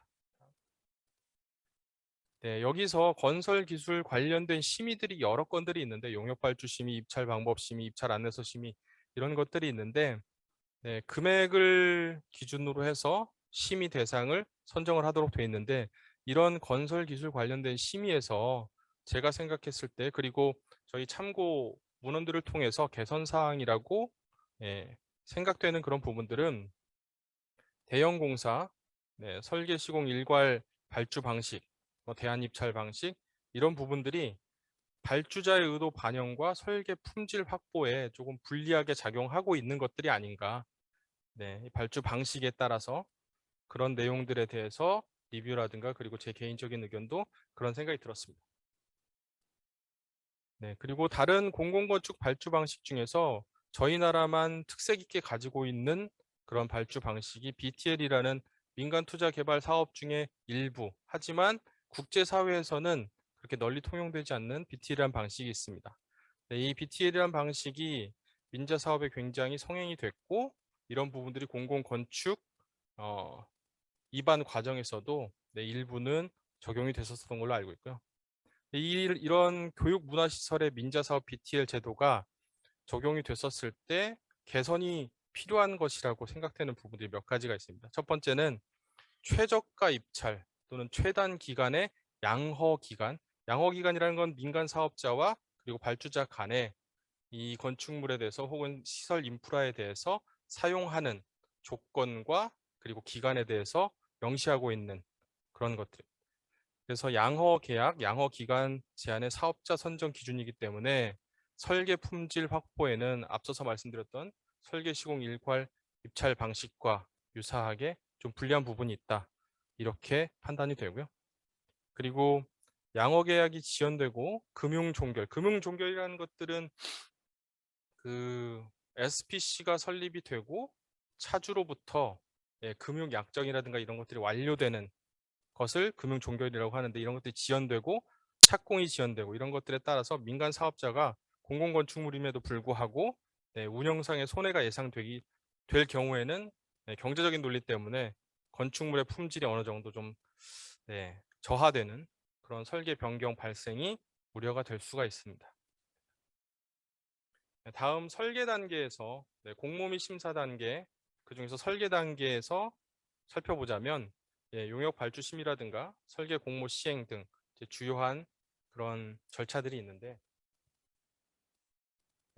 이 중에서 설계 시공 일괄 그 설계 시공 분리 발주 방식은 일반적으로 널리 알고 계신 부분이기 때문에 일괄 발주인 턴키 방식에 대해서 잠깐 살펴보자면 개선 사항으로는 그 선진국의 설계 시공 일괄 발주 방식 같은 경우는 QCBS라고 해서 Quality and Cost Based Selection 선정 방식 채택하고 있는데 이때 퀄리티, 설계 품질에 대한 비율을 굉장히 높게 가져가고 있는데 비해서 국내는 한 50대 50 정도의 비율로 설계 품질에 대해서 고려하는 부분이 좀 비상대적으로 적다라고 얘기 드릴 수 있을 것 같습니다.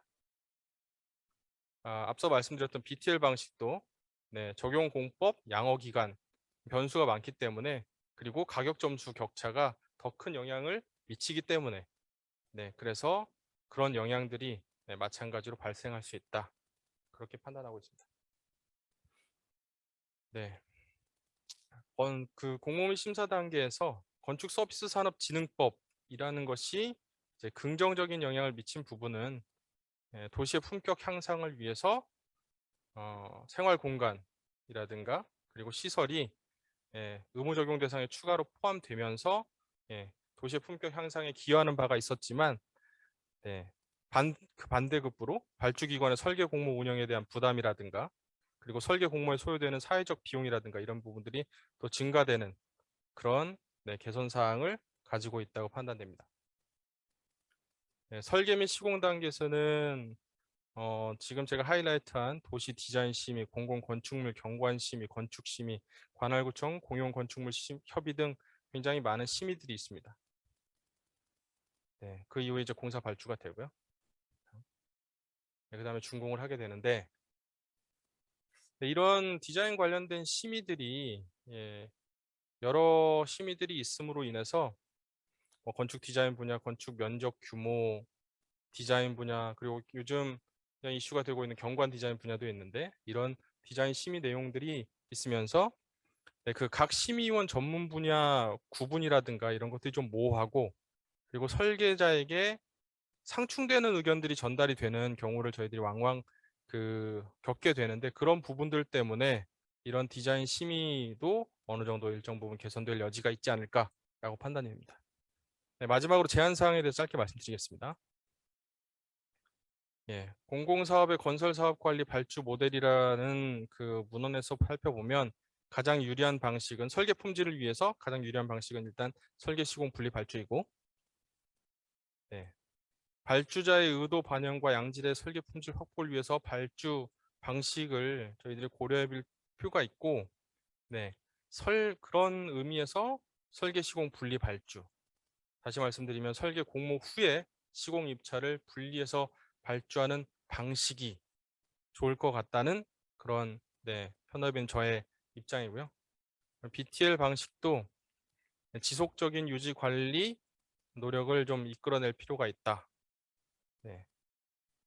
그리고 한 가지 제안드리고 싶은 것은 전문 심의 기구를 만들어서 사업의 특성과 목적을 종합적으로 고려할 수 있는 그런 계기가 마련됐으면 좋겠다라는 생각을 해봤습니다. 네, 다음으로 설계 공모 방식의 개선 관련된 제안 사항이 있는데, 제한 공모의 대상이 사실은 처음에 제한 공모가 입안이 되고 시행이 됐었을 때하고는 사실 조금 약간 바뀌었다 이런 생각이 드는 부분이 있습니다. 그래서 아까 그 독일 사례에서 백한열 교수님께서 말씀하신 것처럼 주민이나 관계자 등 협의를 거쳐서 개혁안을 구체할 필요가 있는 사업으로 제한 공모 대상을 어느 정도 한정시킬 필요가 있지 않을까라는 생각이 듭니다. 그리고 명확하게 공모 기준에 대해서 수립을 해야지만 그래야지만 이 설계 품질이라든가 공공 건축의 품질 향상에 기여를 할 수 있다고 생각이 됩니다. 마지막으로 발주 기관의 전문성입니다. 제가 알기로 공공건축 발주 기관이 4년마다 부서 이동 이게 원칙이라고 알고 있는데, 발주 관련된 부분들은 4년이 아니라 제가 그 관공서 발주처에 그 큰 원칙을 바꾸자는 의도는 아니지만 발주 관련 부서에 한해서만이라도 순환보직의 기간을 조금 더 예외적으로 적용해 보시면 어떨까라는 제안을 드리고 싶고요. 그리고 발주 전문가 제도, 선진국 방금 보셨던 미국이나 독일 발주 방식이나 트렌드를 민감하게 분석하고 그런 것들을 도입해 볼 수 있는 가능성을 위해서 발주 전문가 제도를 마련해 보면 어떨까 생각이 듭니다. 기타 제안 사항은 저희들이 많이 알고 있는 서울시의 공공건축가 제도와 공공건축지원센터 이 부분인데, 그 공공건축가 제도의 목적에 대해서 제가 서울시 홈페이지에 있는 내용을 그대로 따온 부분이 있다면 여기 지금 말씀드린 대로 공공건축 및 도시 공간의 공공성 확보를 통한 도시 경쟁력 강화와 역량 있는 건축가 발굴 및 육성이라고 되어 있습니다. 근데 앞에 부분에 있는 공공성 확보를 위한 도시 경쟁력 강화는 그 공공건축가 제도를 통해서 잘 이루어지고 있다고 생각되는데, 공공건축에 역량 있는 건축가를 발굴하고 육성하기 위해서는 그 공공건축가 제도 이외에 별도의 프로그램 같은 게 필요하지 않을까. 예를 들면 공공건축 연구회라든가 공공건축 선진화위원회라든가 공공건축 해외 연수 프로그램이라든가 아니면 주민 참여를 통해서 공공건축가와 협업하는 제도라든가 이런 것들이 좀 필요할 거라는 생각이 들었고요. 그리고 공공건축 지원센터에서 그 제도 운영을 지금 설계비 1억 이상, 설계비 0.5억 이상은 공공건축 심의위원회 상정, 설계비 또 1억 이상은 설계 공모 방식 우선 적용. 이 규모가 점점 줄어들면서 공정성을 더 올리고 있는 그런 부분이라고 생각되는 동시에 제가 좀 약간 위트처럼 써놨는데 10원짜리 동전을 만들기 위해서 몇 배의 금액을 지출하는 그런 우려도 있을 수 있지 않을까 그런 생각이 들었습니다. 그래서 공공건축의 수준을 높이기 위한 제도라도 그 제도의 도입 이전에 기회비용이라든가 기대효과 이런 것들을 비교해서 종합적으로 분석해 볼 필요가 있겠다라는 생각이 들었습니다. 이상으로 저의 발표는 마치도록 하겠습니다. 감사합니다. 네, 이 이사님, 감사합니다. 아주 자세하게 그 우리가 갖고 있는 공공 건축에 대한 제도를 지금 설명해 주셨는데, 분명히 그 뭐 공공 건축과도 마찬가지지만 우리가 뭐 필요한 건 아는데 사실은 그 선정 과정과 그리고 그들의 역할이 어느 정도를 유지해야 되는지에 대한 기준이 굉장히 중요하겠죠. 이게 아까 그 백 교수님 말씀하신 것처럼 독일의 케이스는 굉장히 다른 것처럼 보이지만 사실 우리가 갖고 있는 이 이사님이 말씀하신 그런 공공 건축에 어느 정도는 많이 들어와 있는 것도 사실이거든요. 미국도 대부분 좀 그렇긴 합니다만 굉장히 많이 다른 거는 해외인 경우에는 대부분은 주민 참여가 굉장히 활성화돼 있죠. 아까 백 교수님 말씀하신 것처럼 그 어떤 프로젝트의 베이스에 따라 가지고 거기에 대한 투표권도 가질 정도로 굉장히 큰데 우리는 이제 도입 단계에 있기 때문에 그렇지는 않은 것 같습니다. 일단은 잘 들었고요. 굉장히 저는 개인적으로 공공건축을 하는 사람 입장에서도 굉장히 좋은 그 계기가 됐던 것 같고요. 아마 우리 같이 발표를 마무리하고 잠깐 요거에 대한 질의라든지 그리고 응답 그리고 토론을 간단하게 좀 갖도록 하겠습니다. 이렇게 서로 자연스럽게 짧은 시간 좀 토론해 주시면 좋을 것 같은데요. 혹시 김창성 교수님 혹시 질문이나 아니면 코멘트 있으실까요? 네, 그 협성대학교의 김창선 교수입니다. 그 세 분 발표자들께서 그 발표해 주신 내용들 아주 그 재미있고 또 아주 흥미로운 그런 그 주제로 발표가 이루어진 것 같습니다. 제가 그 하나 질문 드리고 싶은 부분은 저 한남대학교 백 교수님께 하나 질문 드리겠습니다.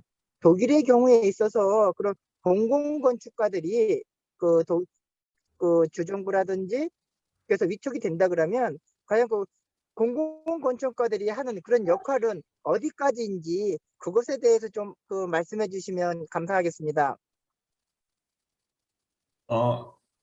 그 한국에서 뭐 지자체별로 선정하는 공공건축가 말씀하시나요?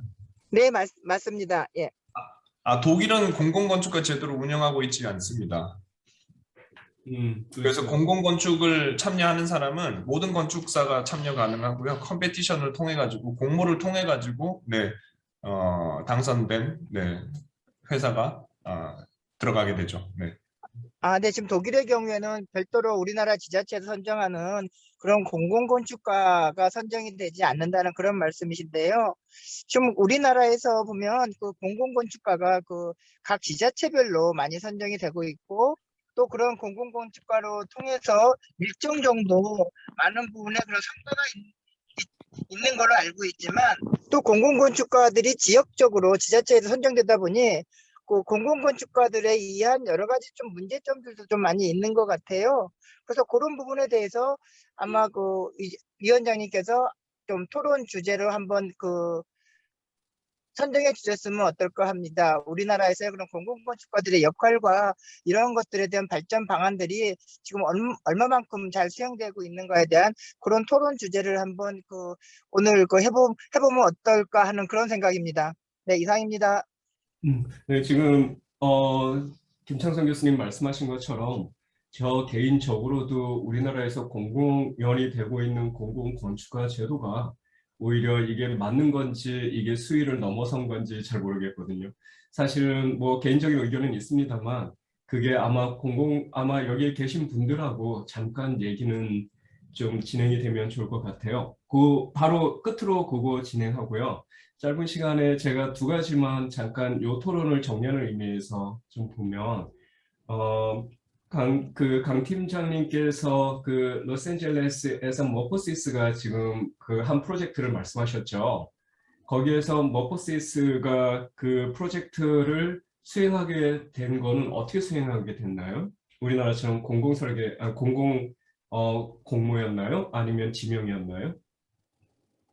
모포시스가 설계한 거는 샌프란시스코 페더럴 빌딩을 설계했고요. 네, 맞습니다. 제가 듣기로는 그 우리나라처럼 그러니까 제안 입찰을 통해서 진행을 하는데 최종 이제 마지막 파이널 라운드에 와서는 그 인터뷰를 많이 했다고 얘기를 들었습니다. 그러니까 저희가 이제 제안 공모를 하게 될 경우에서는 기존의 포트폴리오도 내고, 그러니까 어떻게 하면 공공건축, 아까 말씀드렸던 페더럴 빌딩에서 추구하려는 목적을 어떻게 건축적으로 실현할 수 있는 아이디어라던가 본인이 그 모포시스가 생각하고 있는 설계적 구현에 대한 컨셉이라든가 이런 것들을 그 여러 차례 걸쳐서 그 인터뷰를 했다는 내용을 듣고 그 인터뷰 결과를 가지고 최종 선정했다는 얘기를 들었거든요. 예, 그 인터뷰를 수행한 담당자는 혹시 어느 부류인지 알고 계시나요? 그 GSA 쪽 관련된 담당자와 네. 그 실제로 그 건물을 사용하는 기관장을 음. 포함한 그 구성원들이 어떻게 보면 전문가 집단 내지는 실제 사용하는 이제 실사용주와 같이 통괄적인 미팅을 한 걸로 알고 있습니다. 오케이. 그럼 GSA 안에 그러면은 그 PBS도 같이 그 들어가 있는 걸로 봐도 괜찮겠네요. 그러니까 어떻게 보면 GSA가 더 상위 조직이고 그 안에 하나의 어떤 하부 기관으로 PBS가 들어갔다고 이해하시면 될 것 같아요. 오케이. 네, 알겠습니다. 이제 백 교수님한테도 비슷한 질문이기는 한데요.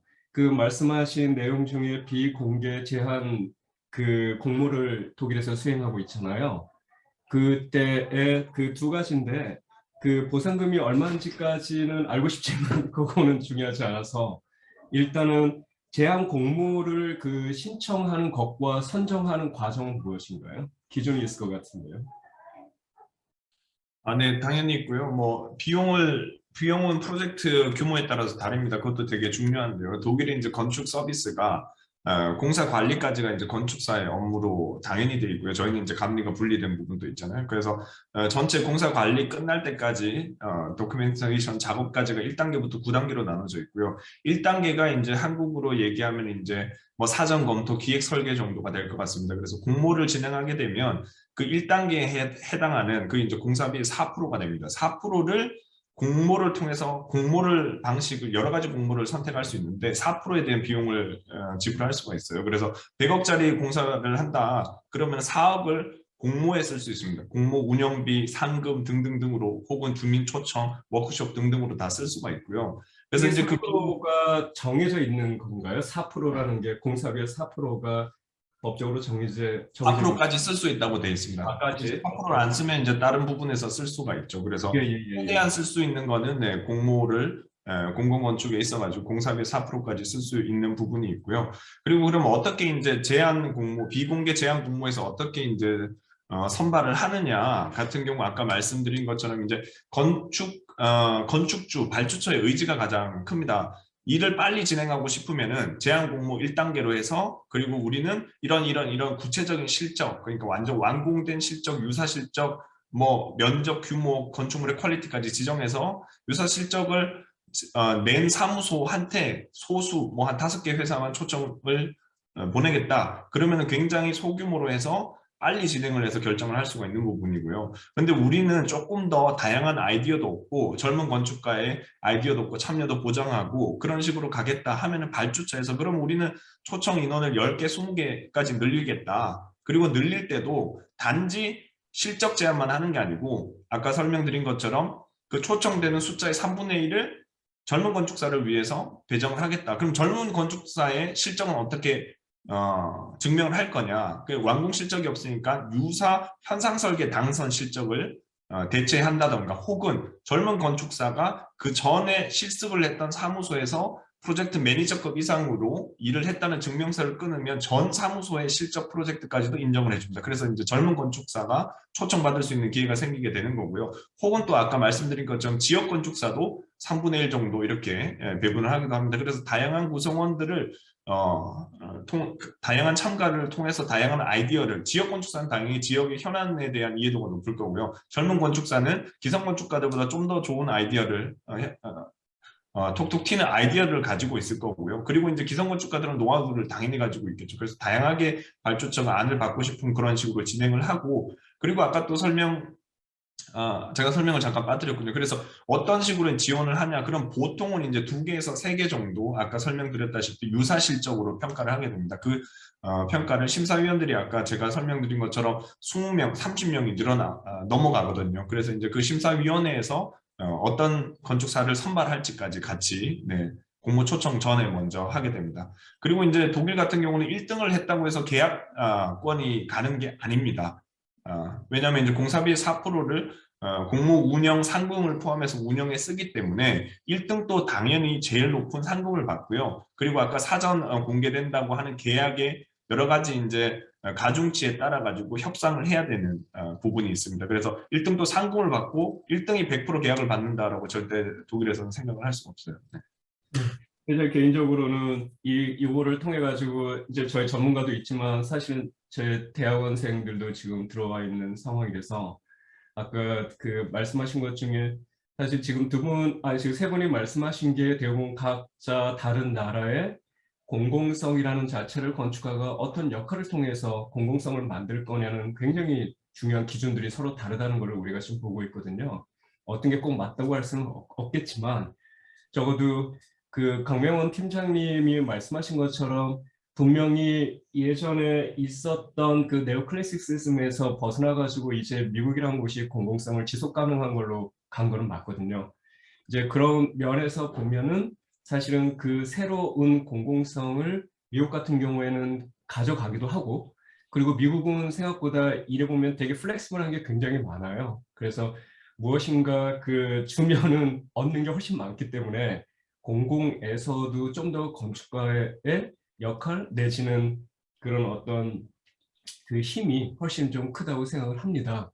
그리고 지금 백 교수님 말씀하신 것 중에서 아마 우리 대학원생들도 있어서 하는 말이지만 독일이 제가 굉장히 좋다고 생각하는 것 중에 하나가 백 교수님 말씀하신 딱 그거인 것 같아요.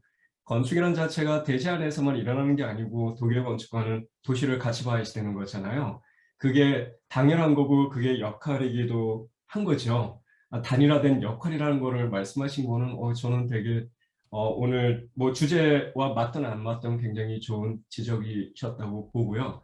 어찌됐든 간에 조금씩 다르기는 한데 이게 좀 더 미래에 잘 맞춰질 수 있기를 바라기는 하면서 아마 잠깐 김창성 교수님이 말씀하신 굉장히 예민하고 좀 뭐라 그래야 되죠? 좀 껄끄럽기도 한 공공건축가라는 게 어느 순간부터 한국에 굉장히 정착화되고 있는 게 사실이라서 전부 이게 지금 각자 나라별로 본다 그러면 지금의 공공건축가가 하는 역할이나 범위가 아까 이현석 이사님이 말씀하셨으니까 그걸 토대로 과연 잘 되어지고 있는 건지 또는 개선점은 있지 않을까? 그거에 초점을 맞춰서 잠깐만 그 파이널리 좀 토론하면 좋을 것 같은데 이 이사님 혹시 아까 말씀하신 공공건축가에서 또 부연으로 설명해 주실 말씀이 있으신가요? 제가 발표 때 말씀드렸던 내용 중에 그 공공건축가 제도의 목표가 두 가지가 이제 명확하게 네, 잘 들립니다. 이걸로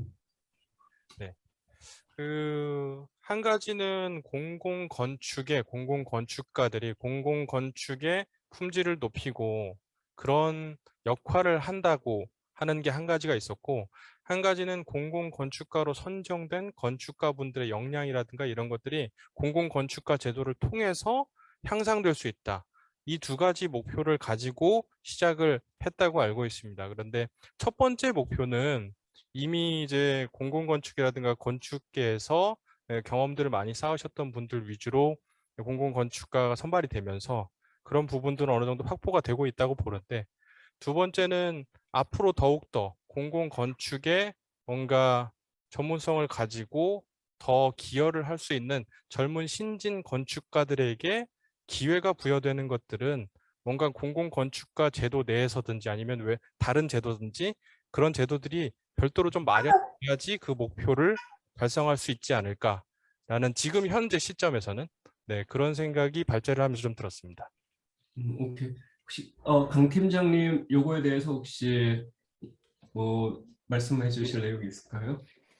그래서 제가 경험하고 했던 업무 경험 중에서 이제 공공건축가와 뭐 같이 했던 업무는 없어서, 그러니까 이런 것 같아요. 그러니까는 이게 공공건축가뿐만 아니라 여러 가지 설계 공모나 여러 가지 계약자, 설계사를 선정하는 과정에서 이게 정말 적정한지에 대한 적정성, 지금 그 윤석 이사님도 말씀하신 내용이 정말 공공건축가로서의 역할에 부합하는 공공건축가의 선정부터가 어떻게 보면은 그 어떤 패단과 문제의 시작점이 될 수 있다라고 보는데, 그러니까 저는 이렇습니다. 그러니까는 이 업무를 보고 공공건축에 대한 부분이 그러니까 계란이냐 달걀이냐의 싸움이 아니고 그 얘기는 건축주가 먼저 바뀌어야 되냐, 그러니까 공공에 바뀌어야 되냐 아니면 설계자가 바뀌어야 되냐의 부분이 계란과 달걀이냐에 대한 부분이 아니라 서로 하나의 지점을 향해서 누가 서로 이제 가까이 다가가느냐의 문제인 것 같아요. 그러니까 공공건축가의 애로사항도 예전 뭐 들어보면 여러 가지가 있지만 이렇습니다. 그러니까 저희가 지자체를 대행해서 예를 들면 사업을 해서 어떤 예를 들어 해당 지자체에 어떤 건축물을 짓는 요구사항이 무엇인가요? 물어보면 아무리 추상적인 얘기든 이런 얘기를 하는 지자체가 아직까지는 많지 않거든요. 딱 세 가지 말씀을 하시죠. 싸고 튼튼하고 빠르게 해달라.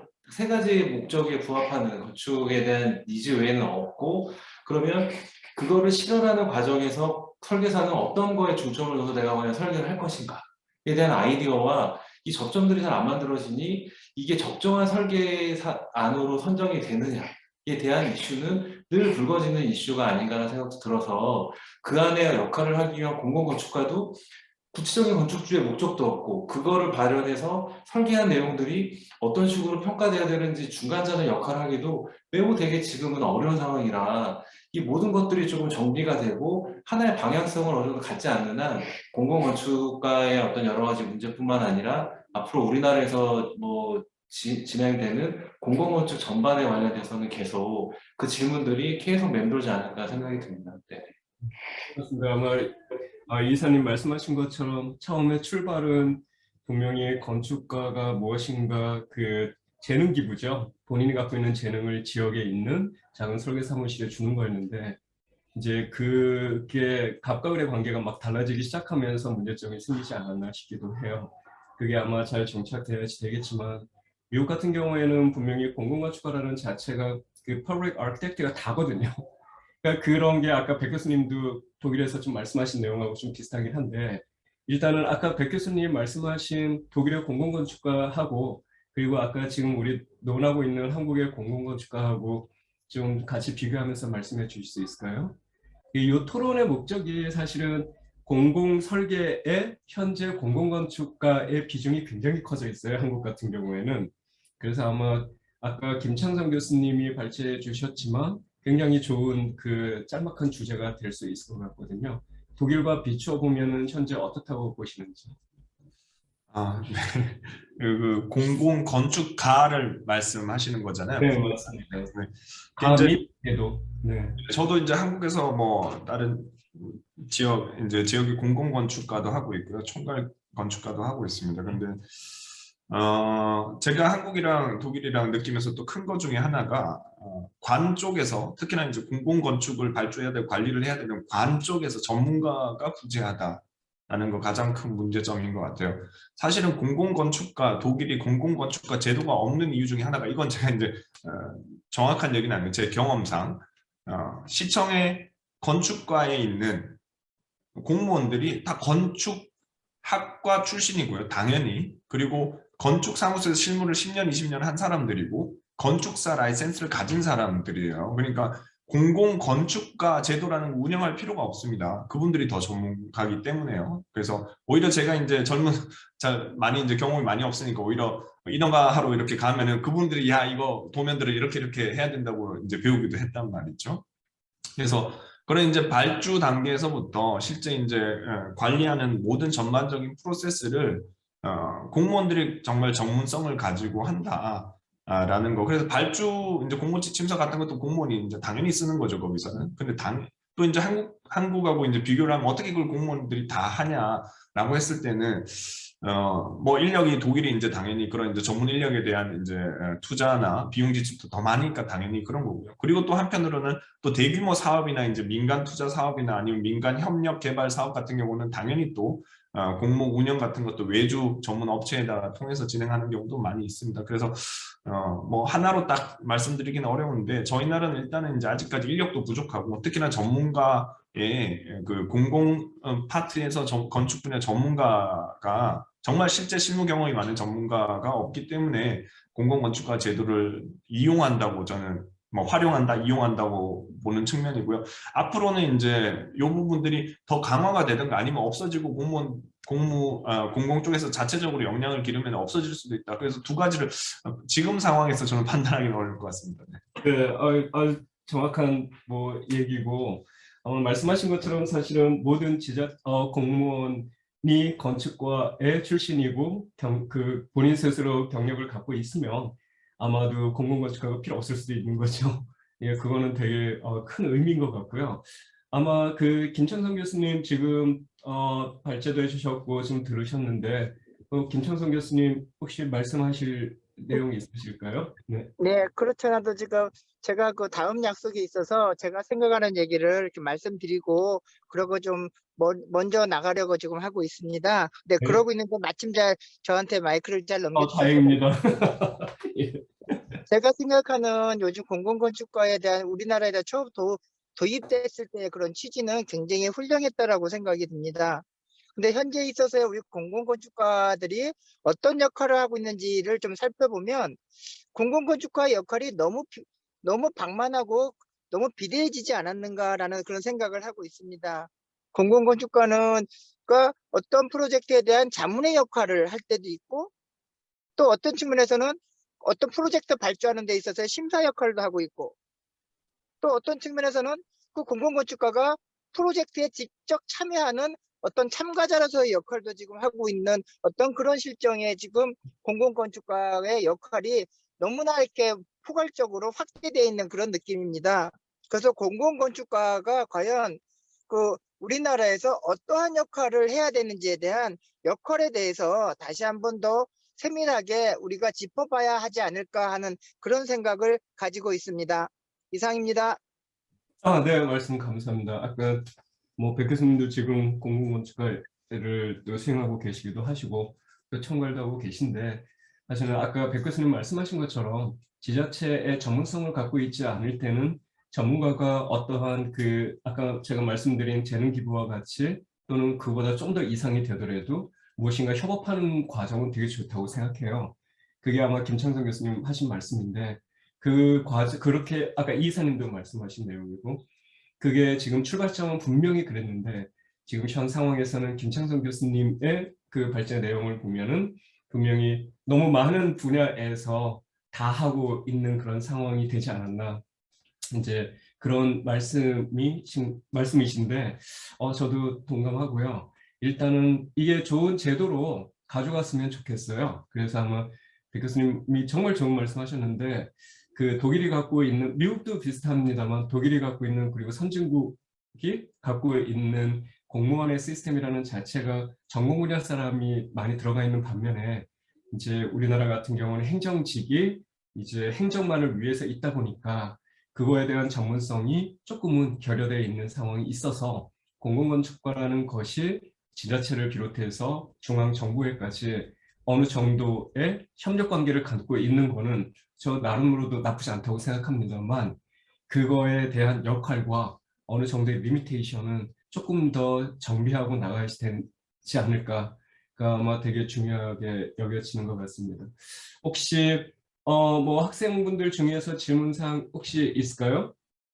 여기 지금 같이 참여하고 있는데 조금 학생들이 물론 이 대학원 학생들이 많겠습니다만 이해하기에는 조금 어려운 부분도 있기는 할 텐데 아마 현실적으로 굉장히 중요한 토론인 것 같습니다.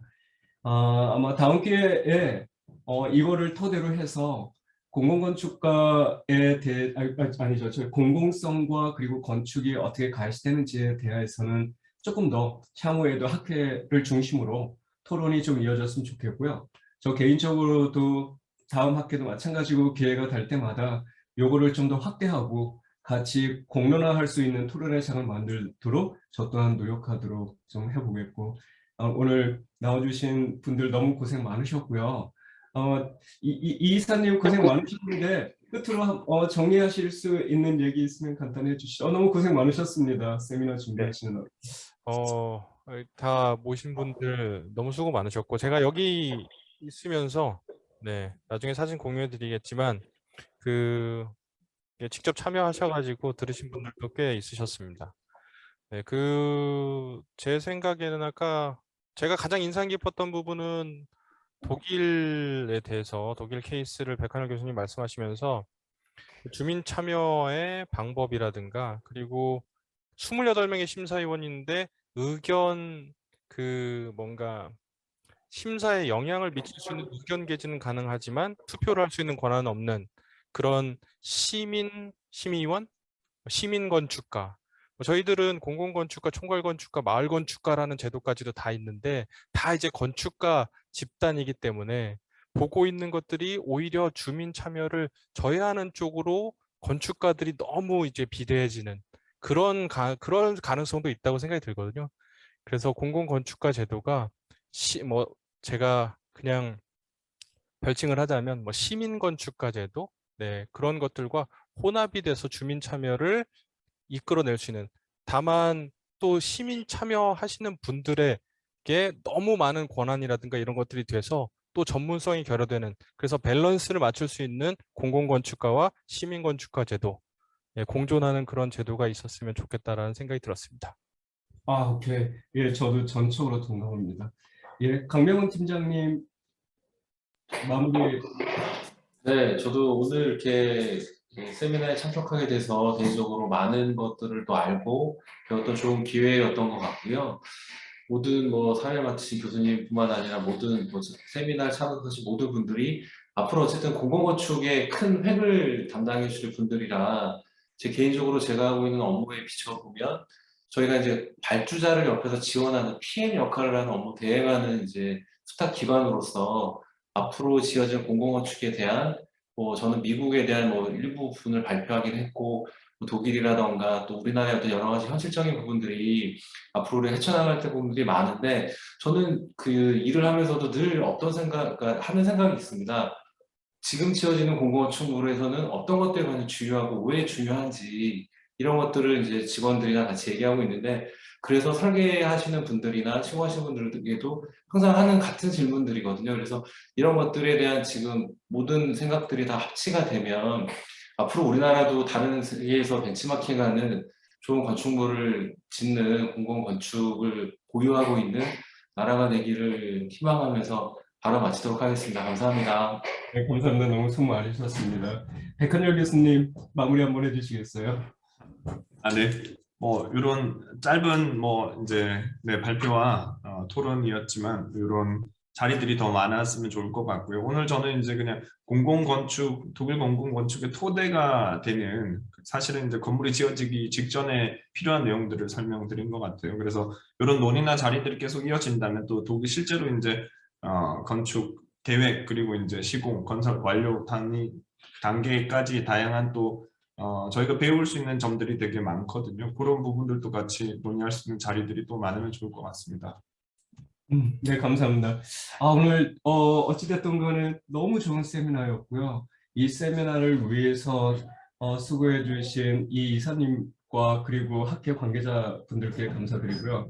특히 오늘 그 발제해 주신 강명원 팀장님과 그리고 현열 그 교수님께 너무 감사드리고 앞으로도 공공건축을 중심으로 해서 같이 뵙고 좀 논의하는 걸로 약속하고 오늘 이 자리를 좀 파하고 싶은데 너무 고생 많으셨습니다.